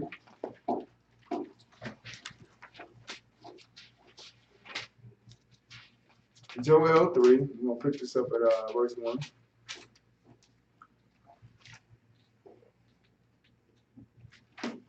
All right, go ahead and read that, brother. For behold, in those days and in that time, when I shall bring again the captivity of Judah and Jerusalem, I will also gather all nations and will bring them down into the valley of Jehoshaphat and will plead with them there for my people. Right, so this is at the end. The Lord is, this ain't happened yet. But he say in those days and that time when I shall bring again the captivity of Judah and Jerusalem. What do you mean bring again? He's talking about when he set Israel free. He's not sending us back into captivity because we're still in captivity. But he's talking about when I set them free, he said, I'm going to also gather all nations and will bring them down into the valley of Jehoshaphat and do what? And will plead with them there for my people and for my heritage Israel. I say I'm going to plead with them there for my people and for my heritage Israel. See, that's when the Lord going to do the fight for this nation. Not right now. When he get back, he gonna fight for Israel, whom they what? Whom they have scattered among the nations and parted my land. Oh, see, the Lord still got it. He's still upset about that. He said, whom they have scattered among the nations. Who got scattered? Israel got scattered. Esau didn't get scattered. But when the Lord get back, he gonna, he gonna rectify this situation and he gonna deal with the nations for doing this. He said, whom they've scattered among the nations and did what? And parted my land. Because you got somebody in the land that they saying it belonged to them. And what else they did? Verse 3. And they have cast lots for my people, and have given a boy for an harlot, and sold a girl for wine. That's right. So that they may drink. That's right. Who got lots cast for them? Israel did. He said he talking to the Africans here. He said they've cast lots for my people, and have given a boy for a harlot, and sold a girl for wine that they might drink. See, the Africans, whether people like it or not, that's what happened to Israel. You know how people say black people sold black people into captivity? Yeah, it was. It was the black people that sold black people. But at the same time, though, they got different bloodlines. You got Hamites and you got Israelites. So you got Hamites and you got Shemites. All right. The Egyptians, during the pharaohs back in the day, they had us sold into captivity. When our forefathers escaped Israel and ran down into Egypt, they pushed us down toward the west coast of Africa. They called it. That's why a lot of us come from West Africa. But you go down there, they call it matter of fact, on maps, they used to call it the Kingdom of Judah, or they call it the Gold Coast. You see? Because when the Gentiles came over there to buy slaves, they told them where we was located at. You see? So that's how we came into captivity. You see? Because the Africans sold the Israelites into captivity. That's what took place. Everybody always say that in school. Yeah, black people sold black people. So y'all mad about what the white folks did. Yeah, we was like, and I always thought to myself, like, dang, really? That don't make sense. Why would we do that to each other? Now I understand why. Because you had two separate people that actually was a part of this. You had the Africans selling the Israelites into captivity, and the Gentiles is the one that came and bought. But the Lord is still upset about that, though. He said, they cast lots for my people and have given a boy for a harlot and sold a girl for wine that they might drink. What else? Yeah. And what have you to do with me, O Tyre and Zidon, and all the coast of Palestine? All right, so he didn't point out where they located. The Lord is upset about that. But it ain't like the Lord, because I keep in mind, our foremother, she was a Moses' wife. She was a Cushite. You see what I'm saying? So it ain't like the Lord mad with everybody. It's just that as a whole, some of this stuff shouldn't have been done, even down to what the Gentiles did or how they furthered the affliction. The Lord got to get everybody, you see. So he says, what have you to do with me, O Tyre and Zidon, and all the coast of Palestine? When you render me a recompense, and if you recompense me swiftly and speedily, will I return your recompense upon your own head? Verse 5. Because ye have taken my silver and my gold, and have carried into your temples my goodly pleasant things. That's right, and that take you all the way down to the Gentiles, what they did with the Lord's stuff when Israel went into captivity. Gentiles took his stuff. That's why when Nebuchadnezzar's grandson or his son, whoever that was, when he was drinking out of those vessels, the Lord got mad and had that writing come up on the wall, right? Now, we talking about cups and plates and all that. God mad about that. All the way down to the end of the world. The Lord's still holding on to this. He said, because you have taken my silver and my gold and have carried in your temples my good and pleasant things. What else? The children also of Judah and the children of Jerusalem have you sold into the Grecians. Right. This is when we first started getting sold into captivity. That's why he was making reference to the Africans at this point, or the Egyptians during this time. He said, the children also of Judah and the children of Jerusalem have you sold into the Grecians. Go ahead and read it. That you might remove them far from their border. Right, because Jacksonville ain't your border. I understand it's where you live. I was raised here, but this ain't my border. Atlanta ain't my border. Our border is Jerusalem. He said, but they have removed them far from their border. And see, in order for Esau to get up in our border, we had to be removed from our border, right? But what's going to happen? Verse 7.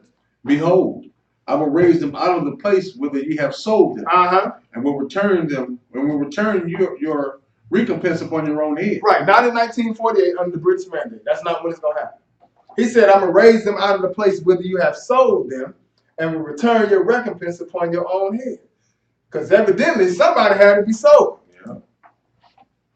But who is it that was sold? It wasn't Esau. See, that's the thing. But he said, I'm going to raise them out of the place where you have sold them. America, Jamaica, Haiti, wherever Israel was sold at, they're coming out of captivity, sister, bro. All right, turn over to, we'll skip down to verse 16. Go ahead. Now you go ahead, read. The Lord also shall roar out of Zion, and utter his voice from Jerusalem, and the heavens and the earth shall shake. But the Lord will be the hope of his people, and the strength of his children of the children of Israel. Keep reading. So shall you know that I am the Lord your God, dwelling in Zion, my holy mountain. Then shall Jerusalem be holy, and there shall be no strangers pass through her anymore. Right, so it ain't happened yet, but the Lord is telling you what's going to happen in the future, though. He said, you're going to know that I'm the Lord God dwelling in Zion, my holy mountain. Jerusalem's going to be holy, and ain't going to be no more strangers living in the land no more. That's why I say there should no strangers pass through here anymore. Go and skip down to verse 19 and read that. Egypt shall be a desolation. Because the Lord's going to destroy that, and what else? And Edom shall be a desolate wilderness. Wilderness. Wait a minute, he said Edom going to be a desolate wilderness. That's what it means. He taking Edom down. Go ahead and read. For the violence against the children of Judah. He's still mad about that? Yeah, the Lord's still mad about that. This has been a hatred that's been going on for a long time. And because of that, there's been a lot of things concocted against Israel that the Lord is still upset about when he returned. He says Egypt shall be a desolation, and Edom shall be a desolate wilderness. For what? For the violence against the children of Judah. Because they have shed innocent blood in their land. Keep reading. But Judah should dwell forever, and Jerusalem from generation to generation. Right, because see, and opposite to Judah, Edom ain't gonna dwell forever. That's why you turn right around to verse 20 and say, but Judah shall dwell forever. Letting you know, hey, Edom ain't. Edom gonna be a desolation and a desolate wilderness because of what they did to the children of Judah. Then he turned right around to verse 20 and say, but Judah shall dwell forever, and Jerusalem for generation to generation. So once he brings us out of captivity, we ain't got to worry about this now. Go ahead and read, brother. What else? For I will cleanse their blood that I have not cleansed. For the Lord dwelleth in Zion. That's right. Now let's go over to Amos chapter 1. Right over, next book. Amos chapter 1, going to pick this up at verse 11. There's 2 verses here. The Lord gonna clean Israel up. He ain't going to hold his anger toward them forever. Going to give him another shot at a second chance. Go ahead, read verse 11. Thus saith the Lord, for 3 transgressions of Edom, and for 4, I will not turn away the punishment thereof. That's right, keep reading. Because he did pursue his brother with the sword, and did cast off all pity, and his anger did tear perpetually, and he kept his wrath forever. Right, he did tear perpetually. So notice what the Lord is saying. He say, for 3 transgressions of Edom and for 4, I would not turn away the punishment thereof, because he did pursue his brother with the sword. And that's still going on today. Okay? But he was mad at Jacob from the time that the birthright was given to Jacob. He had hated him all the way from that time, sister and brother. And he still hate him now. That's why God is telling us how he going to deal with him when he returns. Because of this, he said, because he did pursue his brother with the sword and did cast off all pity, had no pity for Israel. The situations that we going through, the hell that we catch, guess what? Edom don't care. Edom is mad, even though it was between the father and our fathers, Edom and Jacob, between those two. Even though it was between them, hey, the bloodline from those two is still flowing. There's still a division. That's why the Lord says it's going to be 2 nations that I'm going to separate, 2 manner of people. I'm going to separate them from your womb. You see, so them nations came up from them, and we still don't get along today. But he says what? He says, Nathan, get my son, please. Then he says, but I will send because he did pursue his brother with the sword. Go, Nathan, go get that stuff for cousin Jack. Because he did pursue his brother with the sword and did cast off all pity, and his anger did tear perpetually. That means he was mad with Israel forever. That's what perpetually means. You know, he's still mad at us, sisters and brothers. That's why I tell you, like, hey, behind the scenes, you got Esau concocting some things. That's why we saw in Psalms 83 what? They have said, come and let us cut them off from being a nation. It only makes sense. If we going to take y'all name, we got to come up with a way to keep y'all hid. But they got a perpetual hate. But it can't be forever because we starting to wake up, man. And we waking up in droves now. You know, like you had this Edomite come out about a year or 2 ago, and he had the little kufi on his head and stuff like that. And he tried to get up there behind the camera, which is on film. They recorded it. And he coming out and saying that the African Americans, they are, or the Negro, are the Israelites. But the only thing about this is that he still tries to tie himself to being an Israelite. You know what I'm saying? No, just go ahead and separate yourself and say, no, we took the land. We are Edom. You know, we lying. They're Israelite. They don't want to let it go. But the point is that we starting to wake up so much that they're going to have to start dealing with this thing. You can't keep hiding the fell because the Lord pouring out his spirit, like he said in Ezekiel 37, about those dry bones that are starting to come back to life, you see. But he did cast off all pity, and his anger did tear perpetual, and he kept his wrath forever. He got a long hatred, still hating his brother. That's it on that? No. Read verse 12. What the Lord going to do? But I will send a fire upon Teman. Okay, so we know what Teman is, right? He said, I'm going to send a fire upon Teman, and what else? Which shall devour the places of Bozrah. Oh, so he's going to devour the palaces. Everybody say places. Everybody say places. But it's palace. He said he's going to devour the palaces of Bozrah. Because you got Teman and Bozrah, Esau, what, one and the same. Right before we got here, what? We talking about Edom, right? Then he said in verse 11, he refers to him as Edom. Then verse 12, he said, I'm going to send fire upon, but I will send fire upon Teman, which shall devour the palaces of Bozrah, right? So that's one and the same. Those are names I told you to write down. Mount Seir, Edom, Bozrah, Teman, and Idumea. Because these all represent who this is. This one person we talking about, Esau, Jacob's brother. Now, let's go over to Isaiah chapter 34. Isaiah 34. We're almost done here. Y'all been doing good. Isaiah 34. We're going to pick this up at verse 1.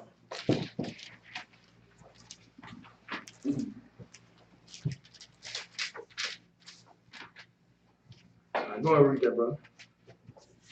Come near, ye nations, to hear, and hearken, ye people.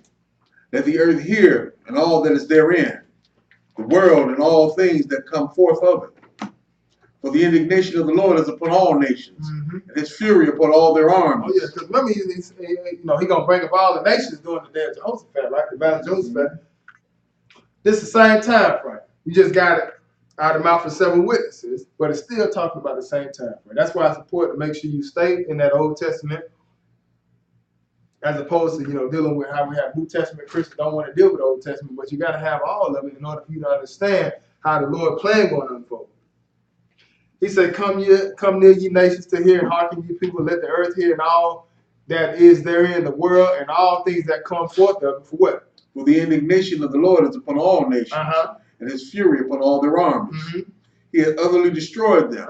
He has delivered them to the slaughter. That's right, keep reading. Their slain also shall be cast out, and their stink shall come up out of their carcasses. That's right, keep reading. And the mountains shall be melted with their blood. Oh, it's going to be a bad time. Lord say the mountain going to be melted with their blood. Lord going to do a lot of killing. This is what you need to be warned about. Nobody's warning you about this guy that's coming to take down the world, sisters and brothers. See, we're going to be shaking it up and shaking it down tomorrow, speaking in all type of false tongues, and ain't getting no understanding on how the Lord is getting ready to tear the world up, sisters and brothers. See, this is what you need to be learning about. This is why you come to Sabbath class. This is why you deal with the Bible, so you can learn how to save yourself from the destruction that's coming. So he said their slain also shall be cast out, and their stink shall come up out of their carcasses, and the mountains shall be melted with their blood. What else? And all the hosts of heaven shall be dissolved. Okay. Oh, okay. What you need to do? Well, put it in your pocket.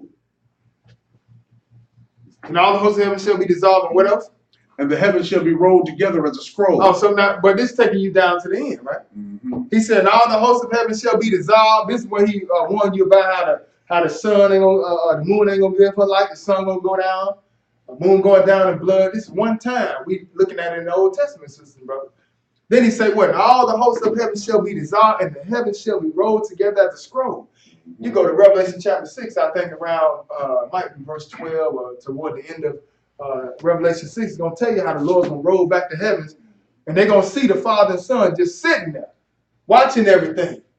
But this is the same thing that Isaiah is making reference to. He said, the heavens shall be rolled together as a scroll, and what else? And all the hosts shall fall down, as a leaf falleth off the vine. That's right, keep reading. As a falling fig from the fig tree. That's right, all the stars and all that stuff, the atmosphere, all that stuff that we see on a normal basis, it's going to fall. What's going to happen? Verse 5, though. For my sword shall be bathed in heaven. Oh, because the Lord he mad now, but he coming with the sword now. He said, my sword going to be bathed in heaven. What? Behold, it shall come down upon Idumea. Wait a minute, it's gonna come down upon who? Idumea. Who is Idumea? That's Edom, right? That's Esau. That's Teman, Bozrah. He said, for my sword shall be bathed in heaven. Behold, it shall come down upon Idumea and upon who? The people of my curse. Keep reading. To judgment. The sword of the Lord is filled with blood. That's right, go ahead. It is made fat with fatness. This is the atonement right here that people don't understand, because he's going to return to the day of atonement in the year of Pentecost. At trumpets. But guess who the atonement going to be? The atonement going to be Esau. Bozrah, he going to use them to atone this time for the sins of the world. Because see, the Lord can come back and just wipe everybody out for the sin that's going on. But he ain't going to do that. He going to take out one nation of people. And that's going to be the sacrifice for the world. That's why I say the sword of the Lord is filled with blood, is made fat with fatness, and with the blood of lambs and goats, with the fat of the kidney of rams. For the Lord has a what? A sacrifice in Bozrah. Oh, wait a minute. He got a sacrifice in Bozrah. What else? And a great slaughter in the land of Idumea. Oh, yeah. See, the Lord mad with Edom. He mad with Esau. However you want to look at it. See, he upset with them. Go ahead and read them. And the unicorn shall come down with them. Nations falling with them. What else? And the bullocks with the bulls. And their land shall be soaked with blood. That's right. Keep reading. And their dust made fat with fat. Go ahead. But it is the day of the Lord's vengeance. Oh, so that's what this is. It's the day of the Lord's vengeance. That's why we ain't got to sit here and try to fight and get back at nobody. You know, the Lord got a set time when he's going to deal with all this stuff. Just like he had a set time when he dealt with Egypt. And all the stuff that was going on with the pharaohs and how they put Israel in a hard bondage. Hey, the Lord, it was a set time when God dealt with these issues. Just like he got a set time when he's going to deal with this. What's going on right now in the world with his people. But everybody coming down. The unicorn's going to come down with them. The bullocks with the bulls. Their land shall be soaked with blood and their dust made fat with fatness. For it is the day of the Lord's vengeance and the year of what? Recompense for the controversy of Zion. Oh, yeah. See, the Lord got a problem with that. All over Zion. Go on to Ezekiel chapter 35. Two more after this. Ezekiel chapter 35.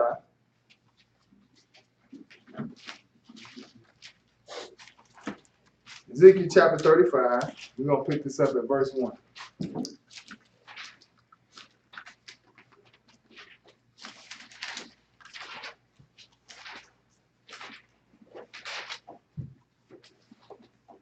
Ezekiel 35, verse 1. Go ahead and read that, brother.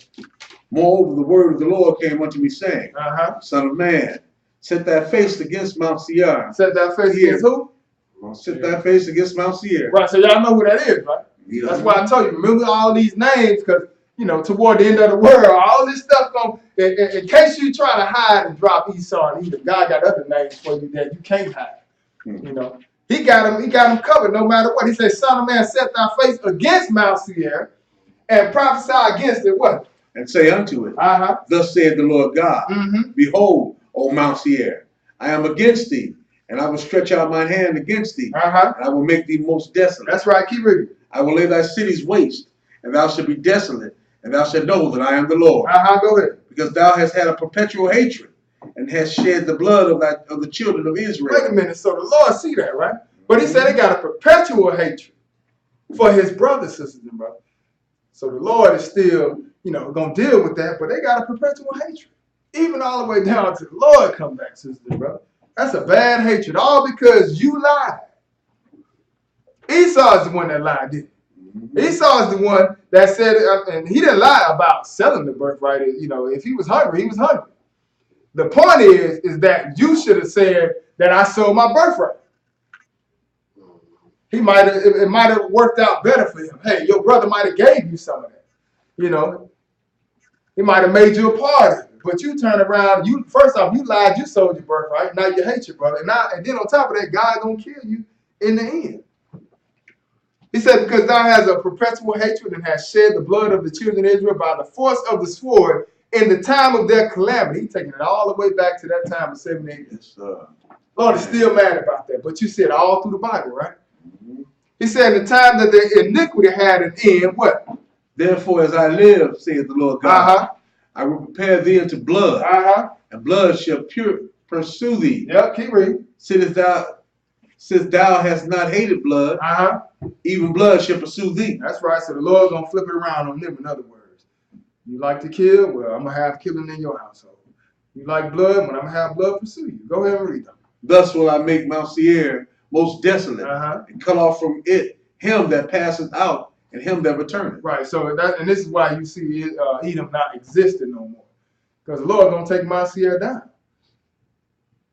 Matter of fact, we saw that he gonna give it to the southern part of it. He gonna give it to Judah. Go ahead and read. And I will fill his mountains with slain men, and thy hills and in thy valleys, and in all thy rivers. They shall fall.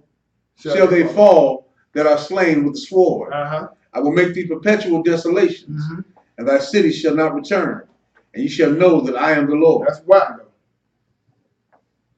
Because thou hast said, these two nations and these two countries shall be mine. Right, now notice what they say, though. The Lord said, I'm going to do this because you said these two nations and these two countries shall be mine. In other words, when Israel, when the 12 tribes separated, like I said, the northern part, they were considered Jerusalem. The southern part was considered Judah, you see. But Esau said all of it belonged to me. That's why it says here, because thou hast said these two nations and these two countries shall be mine, and we will possess it, whereas the Lord was there. Verse 11. Therefore, as I live, saith the Lord God, I will even do according to thine anger and according to thine envy. Right, so the hatred that you had against your brother, the envy that you had against your brother, I'm going to flip it around on you. I'm going to turn it on you. This time I'm going to deal with you, right? Therefore, as I live, saith the Lord God, I will even do according to thy anger and according to thy envy, which thou hast used out of thy hatred against them. Talk about his brother. What else? And I will make myself known among them when I have judged thee. Go ahead. And thou shalt know that I am the Lord, and that I have heard all thy blasphemies which thou hast spoken against the mountains of Israel. That's right. That's why we started off in Revelation 3 and 8. Hey, you got somebody out there saying that they do not. They blaspheme against this people, against Israel. He said, you should know that I am the Lord, and that I have heard all thy blasphemies which thou hast spoken against the mountains of Israel, saying they are laid desolate. They are given us to consume. That's what they thought. That's what they thought when we went into captivity. They like, okay, yeah, they gone right now. So, hey, that's ours. Let's go up there and take it. Matter of fact, let's go and take their name, too. So now, what do you have? You have them calling themselves Jews, sisters and brothers. But that's Esau. Yes, but God said here, I heard all your blasphemies. When you spoke against the mountains of Israel, saying they are laid desolate, they are given us to consume. This person of Israel don't win the captivity, and they automatically assume that now this land belongs to them. Because they wanted the birthright in the first place, so they feel like this is our opportunity to take it. But the Lord called that blasphemy. 13. Thus with your mouth ye have boasted against me, and have multiplied your words against me. I have heard them. Yeah, now it makes sense why they don't believe in Jesus. Yeah, they don't believe in Jesus. That's why they want to build that temple over there. Because they wait on the Messiah to come sit in there. But they don't believe in Jesus. You know. But he said, thus with your mouth ye have boasted against me and have multiplied your words against me. I've heard them. Because that's who they're really talking bad against. See, they don't understand this is Jesus in the Old Testament doing the talking in the first place. But go ahead, 14. Thus saith the Lord God, when the whole earth rejoiceth, I will make thee desolate. That's right, because when the Lord get back, hey, it's going to be the Lord going to do some tearing down, and he going to do some destruction when he get back. But afterwards, the whole world going to rejoice. But what he say going to happen to them? He said, I'm going to make you desolate. See, the Lord going to give everybody their land and stuff like that. It's going to be a good time when the Lord set this 1,000 years of peace. The nation's going to rejoice. But what he say? He said, I'm going to make you desolate. Verse 15, what that say? As thou didst rejoice at the inheritance of the house of Israel. Because you rejoicing when you took Israel's stuff. That's why he said, I heard all your blasphemies. He says, you did rejoice at the inheritance of the house of Israel. What? Because it was desolate. Right, because they went into captivity. Because it was desolate, you celebrated. You thought that was something good. As you did rejoice at the inheritance of the house of Israel, because it was desolate, what? So will I do unto thee. Thou should be desolate. That's right, keep reading. And all Idumea.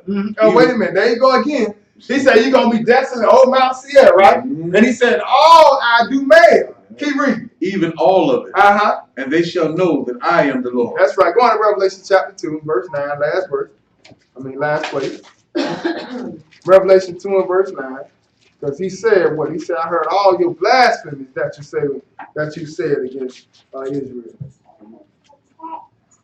Even all the way down to the end of the Bible, Jesus is still making reference to the blasphemies that we just saw in Ezekiel 35.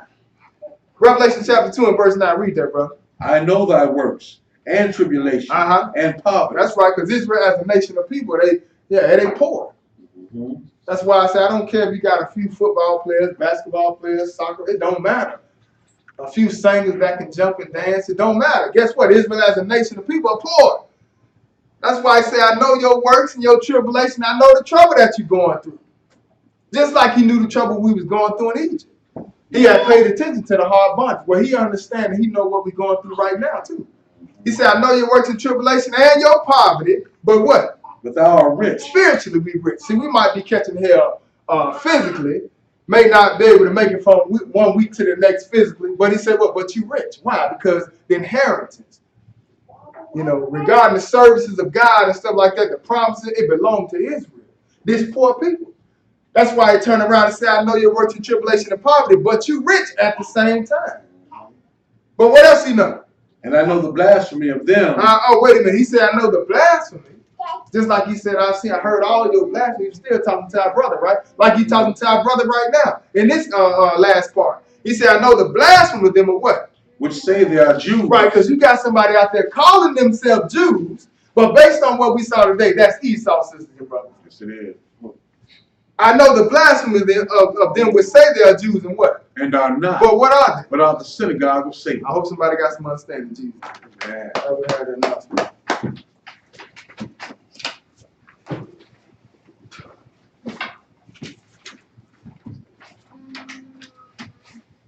I pray that the eyes of your understanding were enlightened by today's lesson. DVDs and CDs of the lesson are available. Please place your order in the offering box along with your donation. Pick up your DVD CD at the podium next Sabbath. Please tune into Thy Kingdom Come television program, which airs in various locations. Also join us for question and answer Bible study in about an hour from now. And every Wednesday night at 8 p.m. Eastern Standard Time via live stream and or teleconference at 860-970-0010. Access code 343-531-334 pound. If you feel you are ready to be baptized, please sign the baptismal list at the podium or speak with Brother Tony and or Brother Anthony. On the first Sunday of every month, we broadcast the Bible in Plain View. This broadcast gives brothers an opportunity to read and or teach a short 30-minute class. If you are interested